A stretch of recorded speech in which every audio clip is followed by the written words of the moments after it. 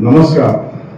मराठीचा उद्घोष करणारी ही कविता मी मुद्दाम आज या निमित्ताने सादर करतो आहे. महाराष्ट्र अपुला भूमिपुत्र आपण, तनाने मनाने मराठी मराठी.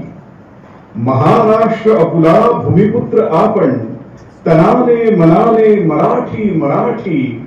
महामंत्र गरजू असा अस्मितेचा नभी घोष घुमवू मराठी मराठी. इथे शक्ती युक्ती, इथे भक्ती मुक्ती, इथे प्रीती नीती सुखे नांदती. इथे सह्यवारा, इथे मेघधारा, कहाणी मराठी जगात सांगती. इथे पंढरीच्या विठोचा उमाळा, भुईतून उमले मराठी मराठी. महाराष्ट्र अपुला भूमिपुत्र आपण, तनाने मनाने मराठी मराठी. कैलास येथे उभा कातळातून, शिवस्वप्न साकार येथे घडे. स्वातंत्र्य जागे कसे मावळातून, शिवस्वप्न साकार येथे घडे. इथे रायगडच्या सिंहासनाला सदोदित मुजरा मराठी मराठी. महाराष्ट्र अपुला भूमिपुत्र आपण, तनाने मनाने मराठी मराठी. नव्या संस्कृतीचे स्वतः सूर्य होऊ, नभालाच दीपवू आता चला. जाज्वल्य आदर्श अवघे झळाळू, भविष्यास उजळू आता चला. महाराष्ट्र नांदो पुन्हा वैभवाने, उरी ध्यास एकच मराठी मराठी. महाराष्ट्र अपुला भूमिपुत्र आपण, तनाने मनाने मराठी मराठी. महामंत्र गरजू असा अस्मितेचा नभी घोष घुमवू मराठी मराठी.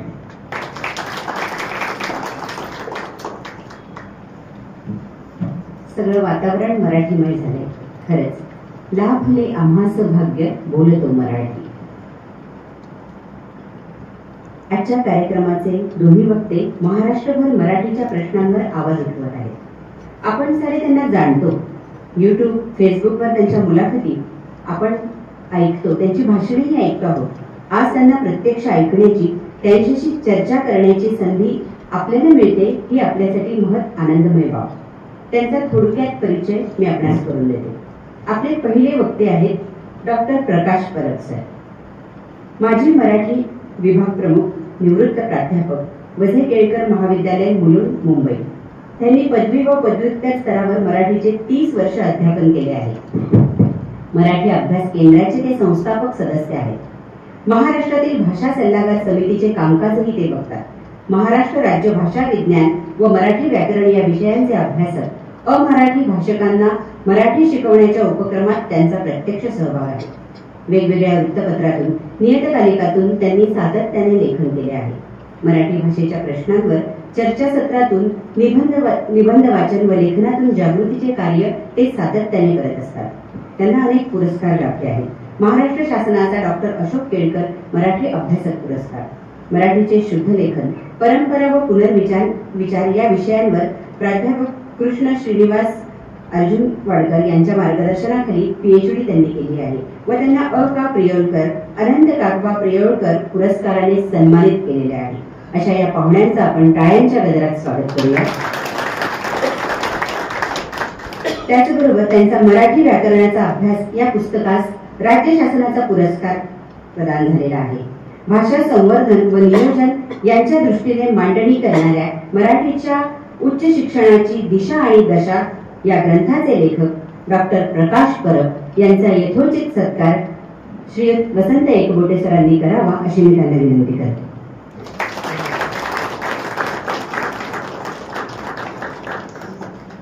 धन्यवाद सर. आपले दुसरे वक्ते आहेत डॉक्टर दीपक पवार. मुंबई विद्यापीठाच्या राज्यशास्त्र विभागाचे प्रमुख म्हणून ते कार्यरत आहेत. अध्यापन आणि संशोधन क्षेत्रात ते 25 वर्षांहूनही अधिक काळ सक्रिय आहेत. लेखक, कवी, भाषिक चळवळीतील कार्यकर्ता, भाषांतरकार, पत्रकार, स्तंभलेखक, वक्ता आणि राजकीय विश्लेषक असे बहुआयामी व्यक्तिमत्व त्यांना लाभले आहे. महाराष्ट्र शासनाच्या उच्च व तंत्रशिक्षण विभागात विशेष कार्यकारी अधिकारी हे पदही त्यांनी भूषवले आहे. यासोबतच त्यांनी ग्लोबल इंडिया नेटवर्कचे सदस्यत्वही मराठी अभ्यास केंद्र याचे ते सदस्य व अध्यक्ष, याचबरोबर भारतीय भाषांच्या सबलीकरणाचा मंच इथेही ते संस्थापक सदस्य म्हणून कार्यरत होते. यांनाही अनेक पुरस्कारांनी सन्मानित केलेलं आहे. मुंबई मराठी साहित्य संघाचा बाळकृष्ण ढवळे पुरस्कार, मुंबई मराठी साहित्य संघाचा माधव जुलियन मराठी भाषा प्रचारक पुरस्कार, ग्लोबल कोकण फेस्टिवलचा मराठी भूषण पुरस्कार, स. पा. जोशी मराठी भाषा प्रचारक पुरस्कार, अखिल भारतीय मराठी प्रकाशक संघातर्फे उत्कृष्ट ग्रंथ निर्मिती पुरस्कार, महाराष्ट्र कर्नाटक सीमावाद संघर्ष आणि संकल्पना या पुस्तकात व दक्षिण महाराष्ट्र साहित्य संघातर्फे कृ सूर्यवंशी पुरस्कारही त्यांना असे अनेक पुरस्कार प्राप्त, अनेक दर्जेदार ग्रंथ निर्मितीद्वारे विविध प्रश्नांवर प्रकाशझोत टाकणारे कवी, लेखक, भाषिक चळवळीचे कार्यकर्ते, पत्रकार, स्तंभलेखक माननीय श्रीयुत डॉक्टर दीपक पवार सर यांचा यथोचित सत्कार कुसुमाग्रज प्रतिष्ठानचे आदरणीय शेवडे सर यांनी करावा अशी मी त्यांना विनंती करते.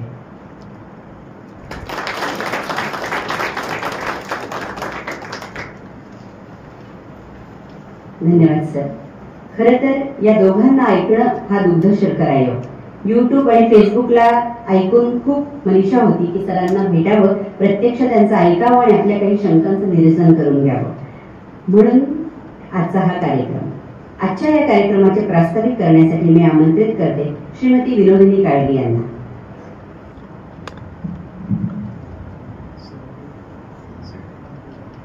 आजच्या कार्यक्रमाचे प्रमुख वक्ते परब सर, दीपक पवार सर, लोकेश शेवडे, माझे सहकारी नंदन रहाणे आणि वसंत एकबोटे, आणि आज सण असूनही इथे मराठीसाठी जमलेले आपण सगळे मराठी प्रेमी सर्वांना माझा नमस्कार. आत्ताच ताई म्हणाल्या तसं आपण हे वाक्य बरेचदा म्हणतो की लाभले आम्हास भाग्य बोलतो मराठी. जेव्हा जेव्हा मी हे वाक्य किंवा ही ओळ म्हणते तेव्हा मला आठवण येते की हे भाग्य आपल्याला सहजासहजी लाभलेलं नाहीये. त्यासाठी संयुक्त महाराष्ट्राची चळवळ उभारावी लागली, मोठा संघर्ष करावा लागला.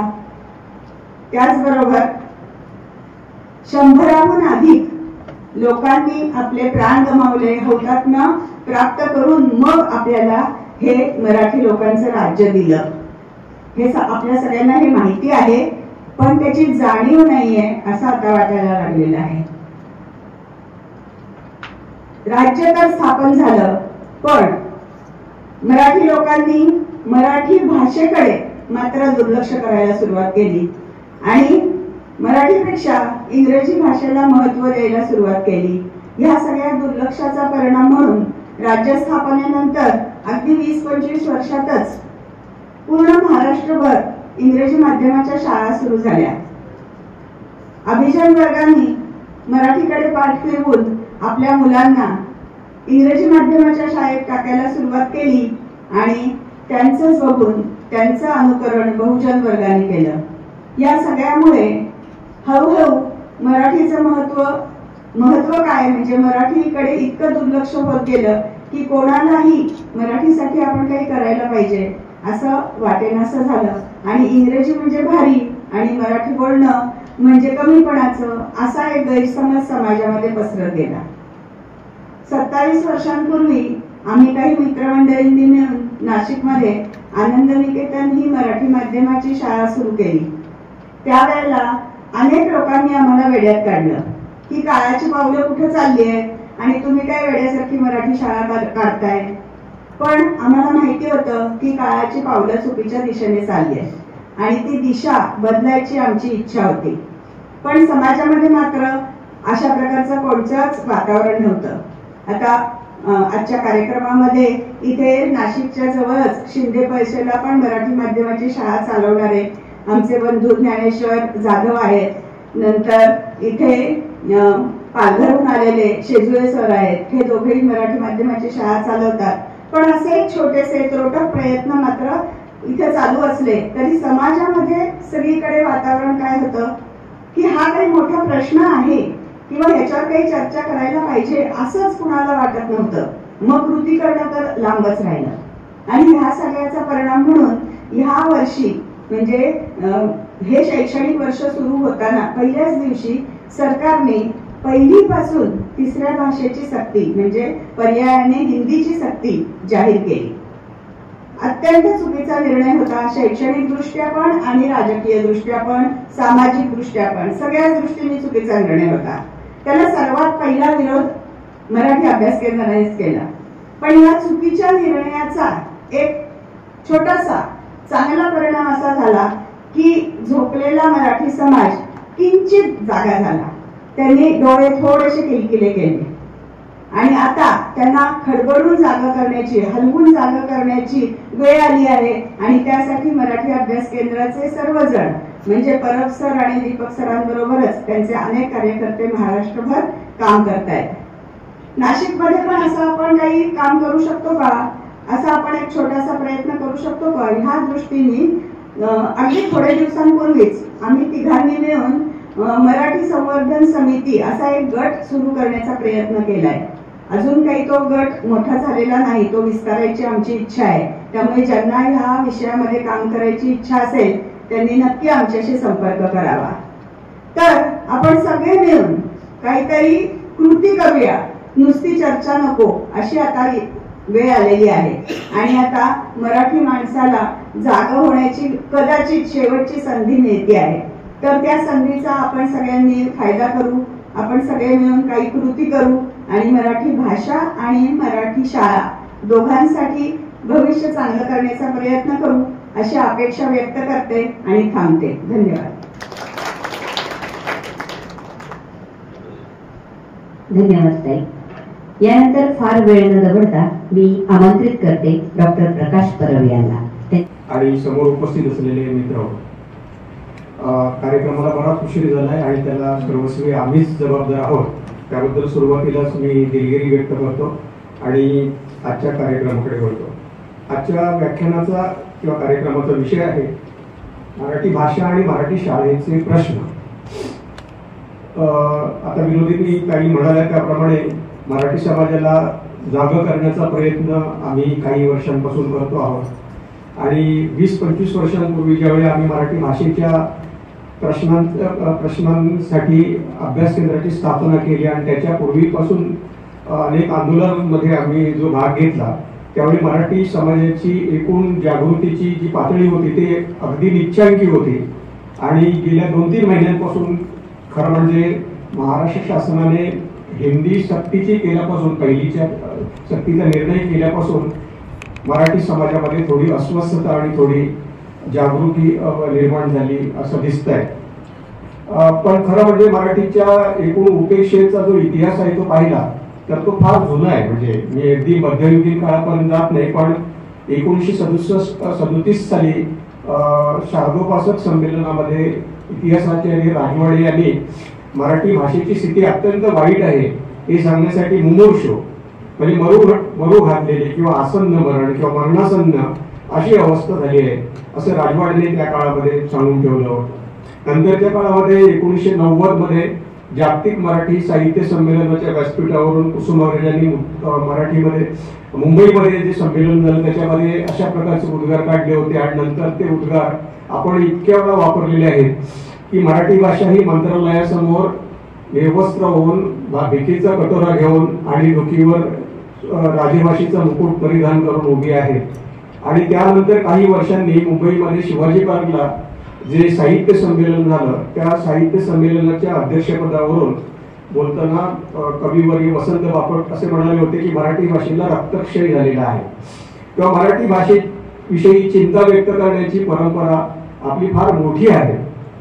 आणि याचं एक कारण असं आहे की दक्षिणेकडे ज्या पद्धतीने भाषिक समाज स्पीच कम्युनिटीज जशा अस्तित्वात आल्या त्यांच्या एकूण काही राजकीय सामाजिक सांस्कृतिक इतिहासामुळे म्हणा किंवा तिथल्या परिस्थितीमुळे म्हणा त्याप्रमाणे महाराष्ट्रामध्ये मराठी भाषिक समाज हा निर्माणच झालेला नाही. खरं म्हणजे तशी परिस्थिती 1960 साली आली होती. महाराष्ट्र राज्याचे पहिले मुख्यमंत्री यशवंतराव चव्हाण यांनी वेगवेगळ्या संस्था स्थापन करून मराठी भाषेच्या संवर्धनाची एक पायाभूत अशी मांडणी केली, रचना केली, संस्थात्मक पाया घातला त्या याचा.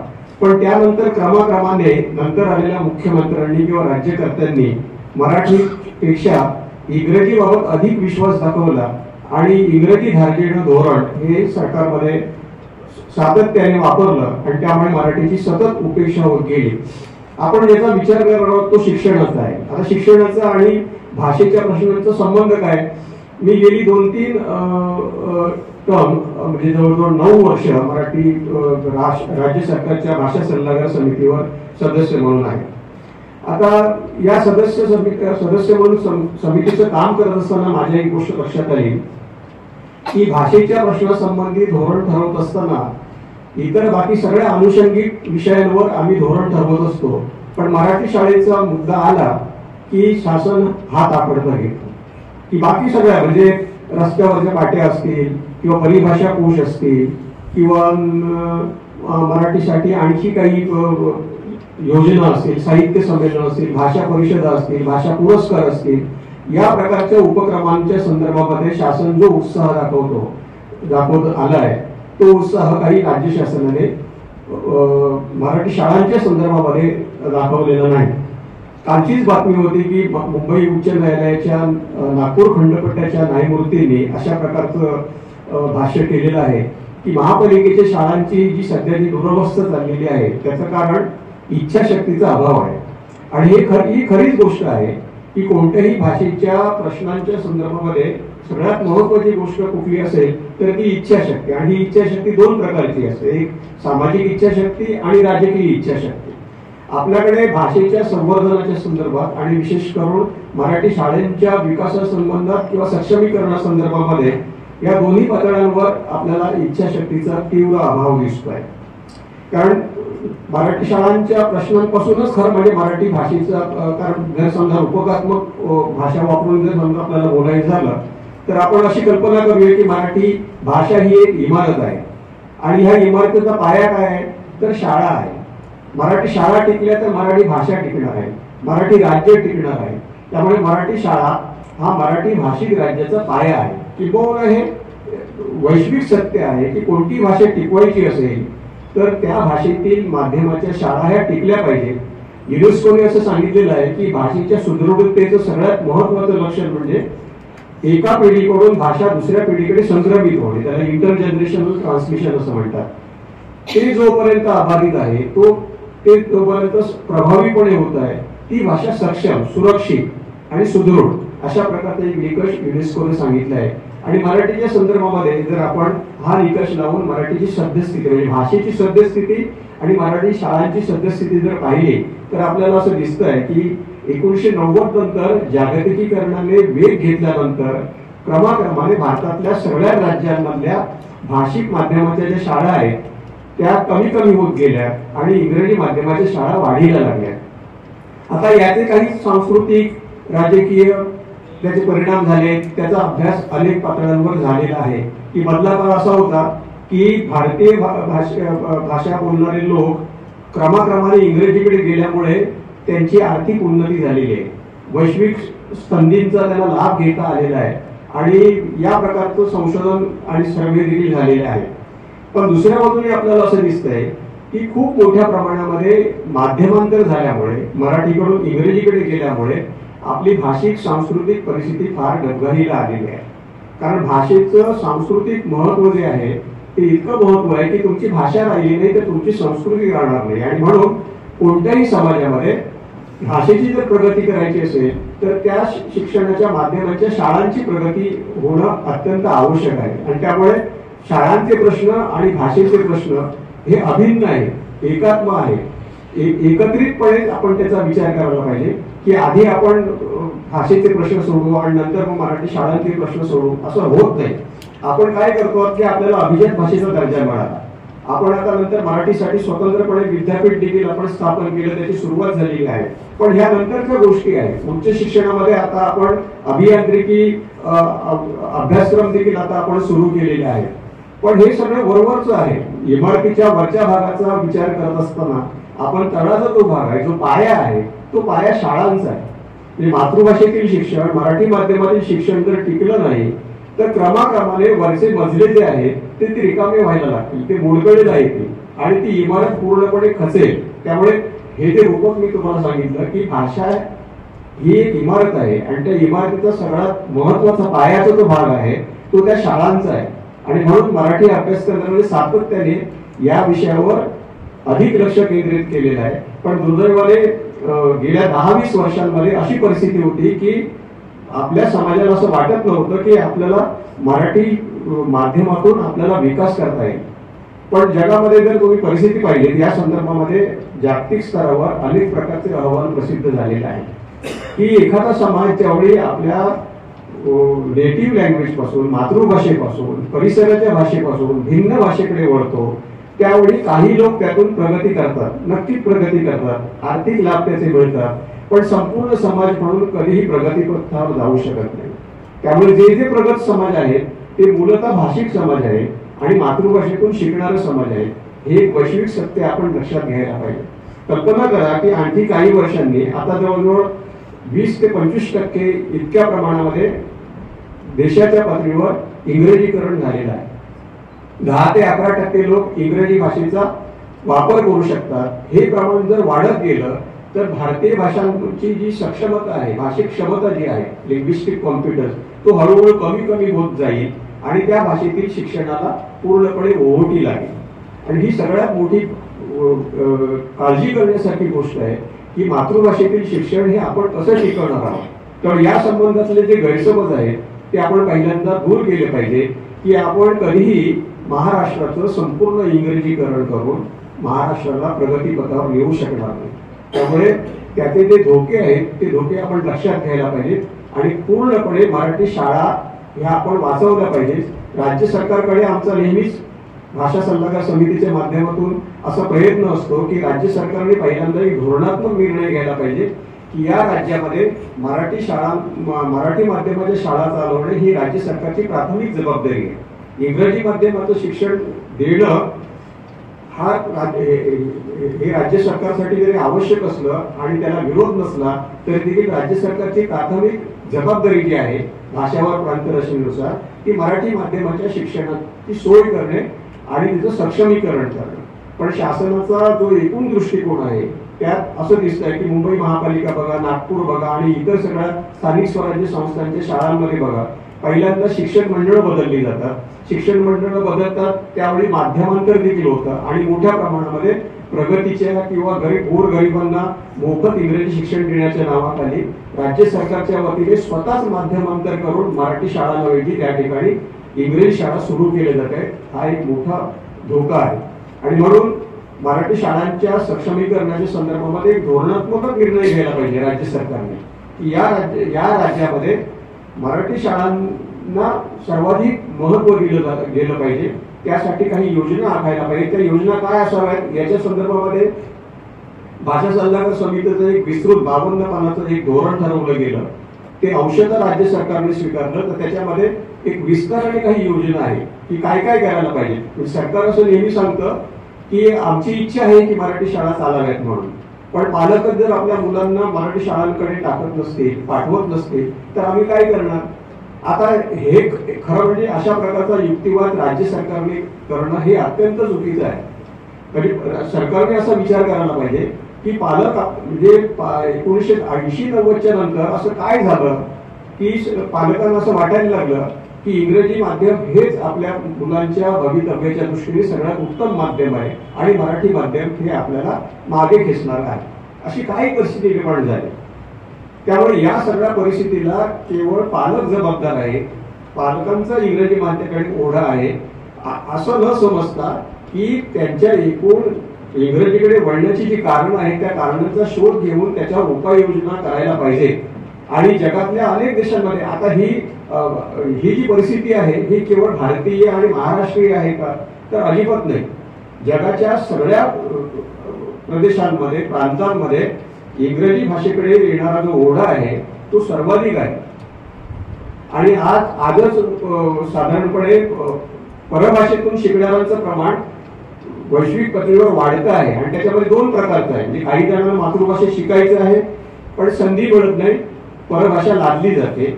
आणि स्वतःहून देखील मातृभाषेतून शिकण्याची संधी उपलब्ध असताना स्वतःच परभाषेतून शिकणाऱ्यांचं प्रमाण देखील आपल्याकडे वाढत आहे. आणि त्यामुळे या प्रकारचा जो दृष्टिकोन आहे राज्य सरकारचा, की पालकांनी जर समजा मराठी शाळांमध्ये मुलांना पाठवलं तर मराठी शाळा चालवायला आमचा काही विरोध नाही, तर तसं न करता राज्य सरकारने हा एक धोरणात्मक निर्णय घेण्याची आवश्यकता आहे, ही आपली प्राथमिक जबाबदारी आहे. आता याच्या संदर्भामध्ये भाषा विज्ञानाच्या अंगाने आणखी एक गोष्ट मी तुम्हाला सांगतो की आज जो समाज याच्या संदर्भात संशोधन आणि सर्वेक्षण होण्याची गरज आहे, की असं तुम्हाला दिसेल की 60 पासून 80-90 पर्यंत जो समाज आपल्याकडे निर्माण झाला महाराष्ट्रामध्ये, आणि त्यातून ज्या प्रकारची निर्मिती झाली वैचारिक पातळीवर, विज्ञानाच्या पातळीवर, सामाजिक शास्त्रांच्या पातळीवर, त्या निर्मितीला 90च्या नंतर ओहोटी लागलेलं तुम्हाला दिसेल. म्हणजे सामाजिक गुणवत्तेचा जो स्तर आहे तो 1990च्या नंतर क्रमाक्रमाने घसरलेला आपल्याला दिसतो. आणि तो वेगवेगळ्या पातळ्यांवर, म्हणजे आपली वैचारिक प्रगल्भता कमी झाली, जगामध्ये ज्ञानात्मक भर टाकण्याची आपलं योगदान कमी झालं, तर्कशुद्ध विचार करण्याची आपली क्षमता कमी झाली, अन्य विरोधी मतांबद्दल एक प्रकारची सहिष्णुता आहे ती कमी झाली, आपल्याकडे वैचारिक असहिष्णुता वाढली, अंधश्रद्धांचं प्रमाण वाढलं, वैज्ञानिक दृष्टिकोन कमी कमी होत गेला, बुद्धिप्रामाण्यवादाच्या ऐवजी पोथीवाद वाढला, व्यक्तिपूजा वाढली. हे सगळे जे दुष्परिणाम दिसत आहेत भाषिक, सांस्कृतिक आणि सामाजिक, त्याचं मूळ कारण असं आहे की आपला समाज हा मराठी भाषेपासून म्हणजे मातृभाषेपासून तुटलेला आहे. आणि पुढच्या काळामध्ये जर आपण आपल्या भाषिक जाणीवा लक्षात घेऊन आपण जर समजा मराठी शाळांचं, मराठी माध्यमाच्या शिक्षणाचं जर सक्षमीकरण केलं नाही, तर एक भाषिक समाज म्हणून, ज्ञानात्मक समाज म्हणून आपली गुणवत्ता कमी कमी होत जाईल. त्यामुळे हा एक गंभीर प्रश्न आहे. हा केवळ भावनिक प्रश्न नाहीये की मराठी ही आपली ओळख आहे, आपल्या राज्याची राजभाषा आहे, ही लोकभाषा आहे आणि ती टिकवली पाहिजे.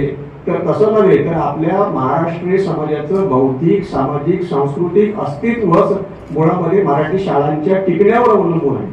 आणि त्या जर टिकल्या नाहीत आणि त्यांची गुणवत्ता जर आपण वाढवली नाही, तर आपला समाज म्हणून आपण अधिकाधिक आपण अप्रगतीच्या गर्तेमध्ये आपण उसळत जाणार आहोत. हे गंभीर प्रकारे लक्षात घ्यायला पाहिजे. पण अनेक लोकांना अजूनही या भ्रमामध्ये वाटतंय की जसं आपल्याला इंग्रजीचा टक्का वाढेल, इंग्रजीची साक्षरता वाढेल, तसं आपला समाज अधिक प्रगत आणि प्रगल्भ होत जाईल. हा आपला भ्रम आहे. आणि त्यामुळे आजच्या कार्यक्रमाचा जो विषय आहे त्याचा प्रास्ताविक म्हणून मी हा भाग केला. आम्ही अनेक ठिकाणी या विषयावर बोलतो आहोत आणि मला सांगायला आनंद वाटतो की गेल्या 2-3 महिन्यांमध्ये आम्हाला श्रोते मिळत आहेत.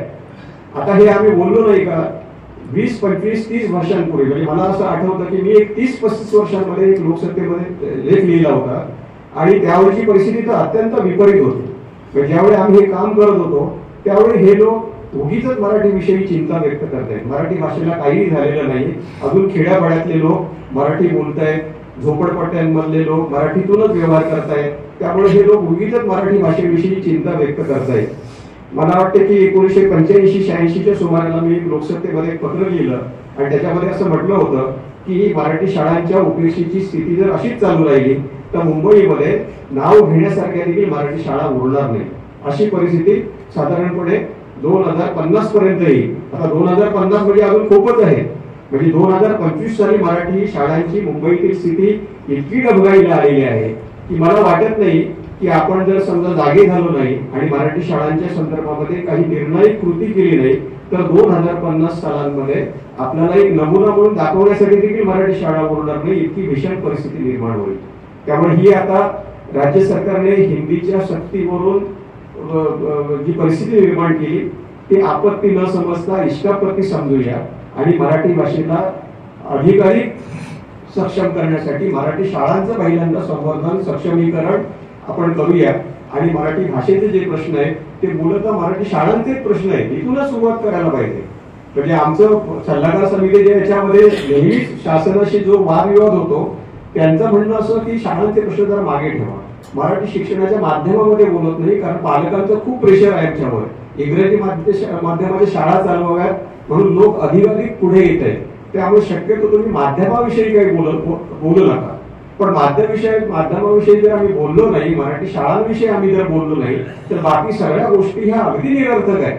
म्हणजे एखादं झाड जेवढे मरतं ना, तर त्याची मुळं जर कोतडली गेली असेल तर कालांतराने तुम्हाला हळूहळू तो वृक्ष पडेल. एका रात्रीत काही भाषा मरत नाही. पहिल्यांदा पानं फांद्या या जीर्ण व्हायला लागतात, त्या वाळतात, अकाली वाळतात, पडतात, आणि तो संपूर्ण जो वृक्ष आहे, महाकाय वृक्ष, तो काही वर्षांनंतर, दशकानंतर किंवा शतकांनंतर, भाषेचं देखील असंच आहे. त्यामुळे शाळा ही गोष्ट अशी आहे की शाळेचं मरण हे भाषेच्या मरणाची सुरुवात आहे. म्हणजे भाषेचा अंत जो आहे त्या अंताची सुरुवात त्या माध्यमाच्या शाळांच्या मरणामध्ये आहे. आणि ह्या ज्या मराठी शाळा बंद पडत आहेत त्या एक प्रकारे मराठी शाळा भाषेच्या एकूणच भवितव्याविषयीची एक प्रकारची घटना आहे की मराठी समाजाला सावध करण्याची.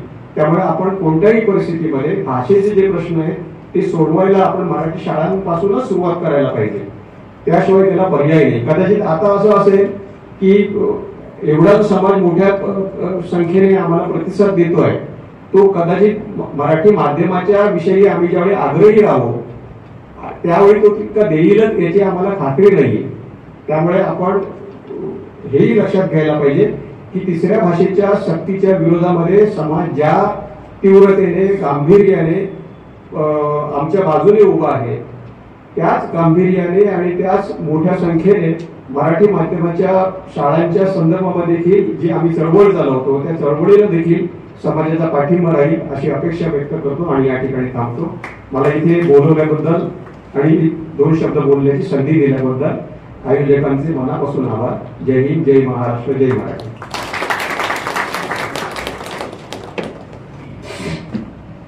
विनोदिनीताई, नंदन राहणे sir, Ekbote sir, Lokesh Shevade sir आणि सर्व मित्र, मगाशी परब सर असं म्हणाले की आम्हाला जो काही उशीर झाला, कार्यक्रमाला जो काही उशीर झाला त्याला सर्वस्वी आम्ही जबाबदार आहोत.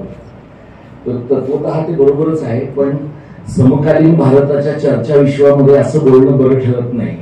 या सगळ्याला नेहरू जबाबदार आहेत असं मी म्हणतो. त्यामुळे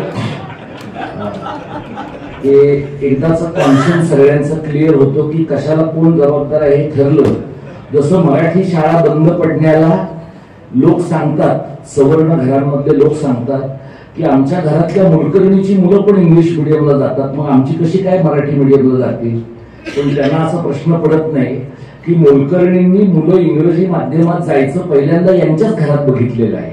त्यामुळे सर्व गोष्टींना आपण सोडून इतर माणसं जबाबदार आहेत असं मानण्याची जी आपली समाजाची वृत्ती आहे त्याच्या पलीकडे आपण थोडं गेलो तर मराठी भाषा आणि मराठी शाळा याच्याबद्दल थोडं आपण अधिक बोलू शकू. जे आंदोलन ज्याच्यातनं हे सगळं काम निर्माण झालं त्याच्याबद्दल सर काही बोलले. मला 1-2 गोष्टी सुरुवातीला सांगायच्या आहेत. नाशिकमध्ये मी खूप वेळेला आलो आहे, स्मारकात पण आलो आहे, पण जास्त वेळा आनंद निकेतनला आलेलो आहे. आणि आनंद निकेतन ही ठाकूर सरांची आणि विनोदिनी ताईंची शाळा आहे. ठाकूर हे आमचे अत्यंत चांगले दोस्त, ज्यांची अशी सतत इच्छा असायची की त्यांना मी नावाने हाक मारली पाहिजे. आणि शेवटपर्यंत त्यांच्याबद्दल हे करणं आम्हाला कोणालाही जमलं नाही. कारण अत्यंत प्रेमळ असलेला पण अत्यंत ताकदीचा माणूस, जो आपल्या समाजामध्ये थोरल्या बाजीरावापासून आणि संभाजी महाराजांपासून चांगली माणसं लवकर जाणं आणि वाईट माणसं दीर्घकाळ जगणं अशी एक जुनी परंपरा आहे. तर हा चांगला अत्यंत बुद्धिमान माणूस अकाली नाशिक या आयुष्यातनं गेला आणि नाशिकचं नुकसान झालं, मराठी शाळांचं नुकसान झालं. इथं ज्ञानेश्वर जाधव आहेत, त्यांच्या शाळेला मान्यता मिळण्यासाठी ज्या वेळेला ते प्रयत्न करत होते आणि सरकारचे लोक त्यांची शाळा बंद पाडायला आले त्यावेळेला ठाकूर सर त्यांना म्हणले की आम्ही तिरडीचं सामान घेऊन येतो. तर सरकारचे अधिकारी हे कसे साचेबंद डोक्याचे असल्यामुळे त्यांना कळेना की नेमकं कोण मेलं आहे. तर ते असं म्हणाले की ही शाळा मेली आहे, त्यामुळे ह्या शाळेचं अंत्ययात्रा काढणं ही आमची जबाबदारी आहे, तुम्ही पण त्याच्यात सहभागी व्हा. तर सरकारच्या लोकांना हा धक्का सहन न झाल्यामुळे ज्ञानेश्वर जाधवांची शाळा वाचलेली आहे. त्यामुळे हे जे काम आहे अशा प्रकारच्या शाळा वाचवण्याचं हे एखादा तिरकस डोक्याचा पण अत्यंत ओरिजिनल प्रतिभा असलेला कार्यकर्ता आणि अभ्यासकच करू शकतो. आणि हा माणूस फक्त शिक्षणात काम करणारा नाही, तर जगात येणारे लेटेस्ट सिनेमे पाहणारा, आपल्या मुलाशी त्या सिनेमांच्या बद्दल चर्चा करणारा असा माणूस आमचा सहकारी आणि आमच्या मराठीचं जे काही बरं काम आम्ही केलं त्यातल्या पहिल्या टप्प्यामधले ते अत्यंत महत्वाचे सहकारी होते. मला असं वाटतं आज जर ठाकूर सर इथं असते तर विनोदिनी ताईंना, दीपाताईंना, त्यांच्या सगळ्या सहकार्यांना बरं वाटलंच असतं, पण महाराष्ट्रात हिंडताना आमच्या बरोबर एक आणखी माणूस असता. कारण इतकी परिस्थिती मराठीच्या प्रश्नांची कठीण आहे की 2-4 माणसं, म्हणजे परवा प्रकाश परवाना एकाने फेसबुकवर लिहिलं की दीपक पवार आणि प्रकाश परबच किती ठिकाणी जाणार, आपण नवे वक्ते शोधायला पाहिजे. तर नवे वक्ते तुम्हाला AI वर जन्माला घालता येत नाही. नव्या वक्त्यांनी रक्त साठवावं लागतं, 10-20 वर्ष कामच करावं लागतं. आणि हा एवढा आटबट्ट्याचा धंदा आहे की याच्यामध्ये 10-20 वर्ष आयुष्याची घालण्यापेक्षा वैयक्तिक उत्कर्ष चांगला करून सेकंड होम घेणं हे माणसांच्या दृष्टीनं जास्त हिताचं आहे. अशा प्रकारच्या तडजोडी करून स्वतःचा वैयक्तिक निहित स्वार्थ थोडासा बाजूला ठेवून काम करणं, जे एकेकाळी लोक देशाच्या स्वातंत्र्यासाठी करत होते, ते मराठी भाषेच्या स्वातंत्र्यासाठी करण्याची वेळ आजच्या घडीला आली आहे. किती मराठी समाजातल्या लोकांना हे कळतंय मला माहिती नाही. आपल्या राज्याच्या स्थापनेला 65 वर्ष झाली. 4-5 पिढ्या जवळपास इथल्या झाल्या. आणि राज्याला जेव्हा 50 वर्ष पूर्ण झाली तेव्हा महाराष्ट्र सरकारनं मराठी भाषेचा विभाग स्थापन केला. आम्ही तो त्यांच्याकडनं करवून घेतला, त्यांच्या मागे लागून. कारण भाषा नियोजन, भाषेचा विकास या काय प्रकारच्या गोष्टी आहेत हे प्रकाश परब सरांच्यामुळे आम्हाला सगळं कळलं. म्हणजे आम्हाला कळलंय, मी त्यांचा विद्यार्थी आहे, मी त्यांचा सहकारी, आम्ही मित्र आहोत. पण ते ज्या भाषा सल्लागार समितीमध्ये आहेत त्या भाषा सल्लागार समितीला परबांकडनं अशा प्रकारचं भाषा नियोजनाचं ओरिएंटेशन घ्यावं असं गेल्या 9 वर्षामध्ये वाटलेलं नाहीये. त्यामुळे हे भाषा सल्लागार समितीत आहे, पण ते मात्र तिथे याला कुठला पुरस्कार द्यायचा, त्याला कुठला पुरस्कार द्यायचा, याची सोय समितीवर लावायची का, या प्रकारच्या कुडमुड्या उद्योगांमध्येच मग्न आहेत. आणि या कामाला लोक आपले भाषेचं काम मानतात. मराठी भाषेचं जर का वाटोळं झालं असेल तर आपल्यातल्या अभिजनांनी गेल्या 65 वर्षामध्ये निर्लज्जपणाने राजकीय व्यवस्थेच्या मांडीवर बसून ज्या तडजोडी केल्या आहेत त्या तडजोडीची फळ मराठी भाषा भोगते आहे. आणि या सगळ्याला गेल्या 4-5 पिढ्यातले लोक सातत्याने जबाबदार आहेत. देशात इतरत्र काय चाललंय, आपल्याकडे जेव्हा 3 महिन्यांच्या पूर्वी आम्ही हिंदीच्या 3ऱ्या भाषेच्या सक्तीला विरोध करायला सुरुवात केली तेव्हा खूप लोकांनी आम्हाला ज्ञानाचा प्रसाद वाटला की हिंदी ही राष्ट्रभाषा आहे. तुम्ही असं कसं काय म्हणता? तर हिंदी ही राष्ट्रभाषा आहे अशा प्रकारचा गैरसमज असणारं महाराष्ट्र हे देशातलं सर्वात मूर्ख राज्य आहे. जगात इतरत्र कुठेही असा गैरसमज नाही. आपल्याकडे बार्टीकडे 65 रुपयाला भारताची घटना मिळते, ताजी आवृत्ती 2025ची द्वैभाषिक आवृत्ती. म्हणजे समजा तुमची इंग्रजीची बोंब असेल तर तुम्हाला मराठीतली पण आवृत्ती वाचता येते. घटनेच्या कलम 17 भाग 17 मध्ये कलम 343 ते 351 मध्ये हिंदी ही केंद्र सरकारच्या कामकाजाची राजभाषा आणि इंग्रजी ही सहराजभाषा आहे असं स्पष्टपणे म्हटलेलं आहे. घटनेतल्या चर्चेच्या 5 खंडांमध्ये मुन्शी अय्यंगार सूत्राप्रमाणे भारताने राष्ट्रभाषा स्वीकारायचं नाही असं पक्क केलेलं आहे. पण आपल्या राज्यामध्ये आपली सवय आहे की देश टिकवण्याची जबाबदारी आपल्याकडे पेशव्यांच्या काळापासून आहे. दिल्लीचं तख्त राखतो महाराष्ट्र माझा, इथपासून दिल्लीचे बूट चाटतो महाराष्ट्र माझा, इथपर्यंतचा गेल्या 400 वर्षातला आपला प्रवास आहे. ज्या वेगाने आपले लोक अमित शहा आणि मोदींना भेटायला जातात आणि जाताना महाकालाचे फोटो घेऊन जातात, सह्याद्रीचा एखादी इमेज घेऊन जातात, हे लक्षात घेतलं तर मराठी लोकांचा स्वाभिमान हा केवळ त्यांच्या शब्दापुरता उरलेला आहे. प्रत्यक्ष कृती आणि पाठीचा कणा नावाचा बायोलॉजिकल अवयव ही गोष्ट महाराष्ट्रातल्या राजकीय वर्गामध्ये, अभिजनांमध्ये किंचितही उरलेली नाही. त्यामुळे जे काही महाराष्ट्राचं घडलंय त्याबद्दल वाईट वाटून घ्या, पण आश्चर्य वाटून घेऊ नका, कारण हे असंच घडणार होतं. जे राज्य आपला भाषिक स्वाभिमान गमावतं, जे राज्य आपलं सांस्कृतिक सत्व गमावतं आणि ज्या राज्यामध्ये आपली भाषा पोटाची भाषा करण्याची धमक उरलेली नाही, त्यांच्या समोर शरणागती आणि सरपटण्या पलीकडे दुसरा काही मार्ग नाही. हे शरणागती आणि सरपटणं हे गेल्या 25 वर्षातलं महाराष्ट्राचं भागध्येय आहे. हे कदाचित तुम्ही भाबडे असाल तर तुम्हाला ऑफेंडिंग वाटू शकेल, तुम्ही जर अल्ट्रा महाराष्ट्रवादी असाल तरी तुम्हाला ऑफेंडिंग वाटू शकेल, तुम्ही जर ऑफेंड झालात तर मला त्याचा आनंद वाटेल, कारण ऑफेंड झालात तरच थोडीफार हालचाल होण्याची शक्यता आहे समाजामध्ये. आपल्या भाषेचं काय भांडवल आहे आणि आज जे बाजारामध्ये भांडवल आहे त्या भांडवलाची भाषा मराठी आहे का? महाराष्ट्रात भांडवल कोणाकडे आहे तर गुजर मारवाड्यांकडे आहे.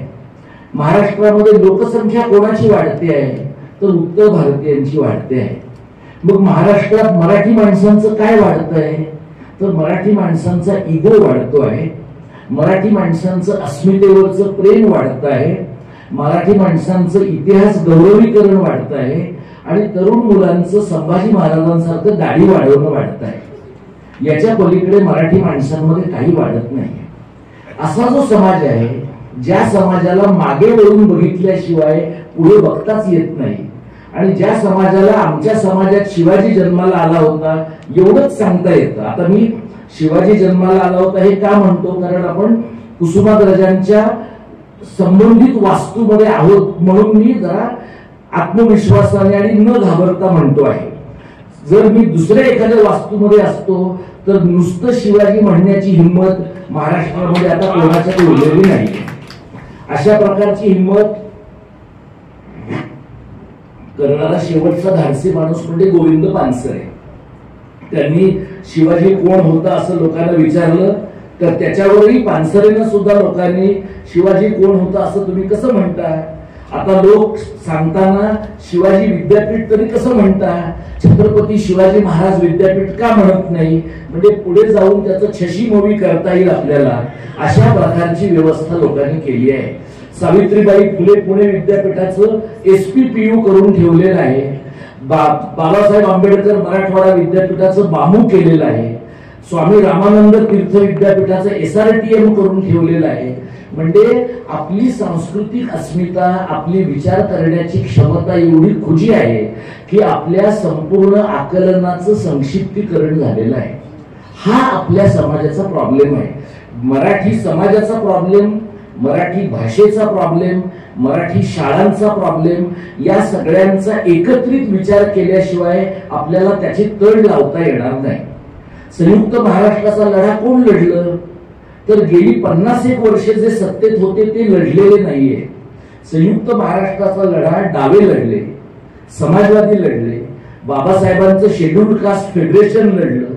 या सगळ्या बिगर काँग्रेसी पक्षांनी संयुक्त महाराष्ट्राचा लढा लढताना अण्णाभाऊ आणि अमर शेखांच्या सारखी माणसं सोबत घेतली. अण्णाभाऊ आणि अमर शेख ही माणसं म्हणजे तुमच्या आता चौफुलेला होणाऱ्या कार्यक्रमासारखे बिदागीवाले कलावंत नाहीये. या माणसांनी स्वतःची आयुष्य एका अशा चळवळीला वाहिली की जी कदाचित आपल्या आयुष्यात कधीच सत्तेवर येणार नाही याची त्यांना पूर्ण खात्री होती.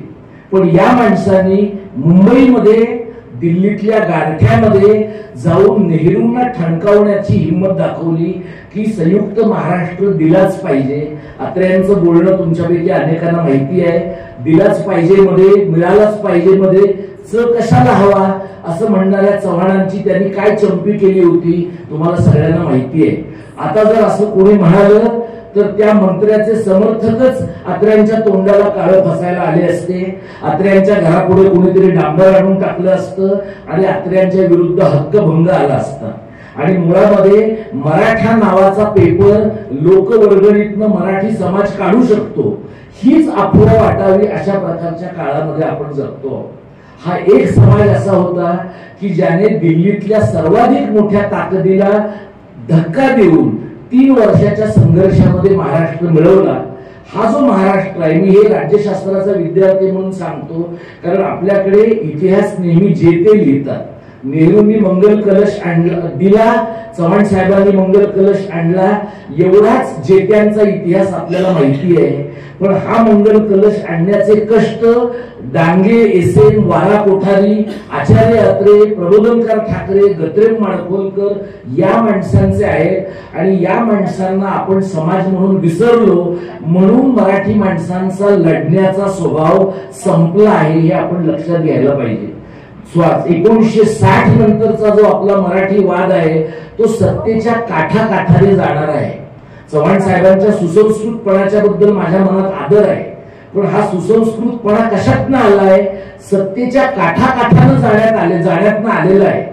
महाराष्ट्र आणि नेहरू यांच्यात निवड करताना, नेहरूंची निवड करताना तुम्ही काठाकाठाने जाता, तुम्ही सत्ता सोडत नाही, तुम्ही लोकांना कन्व्हिन्स करत राहता.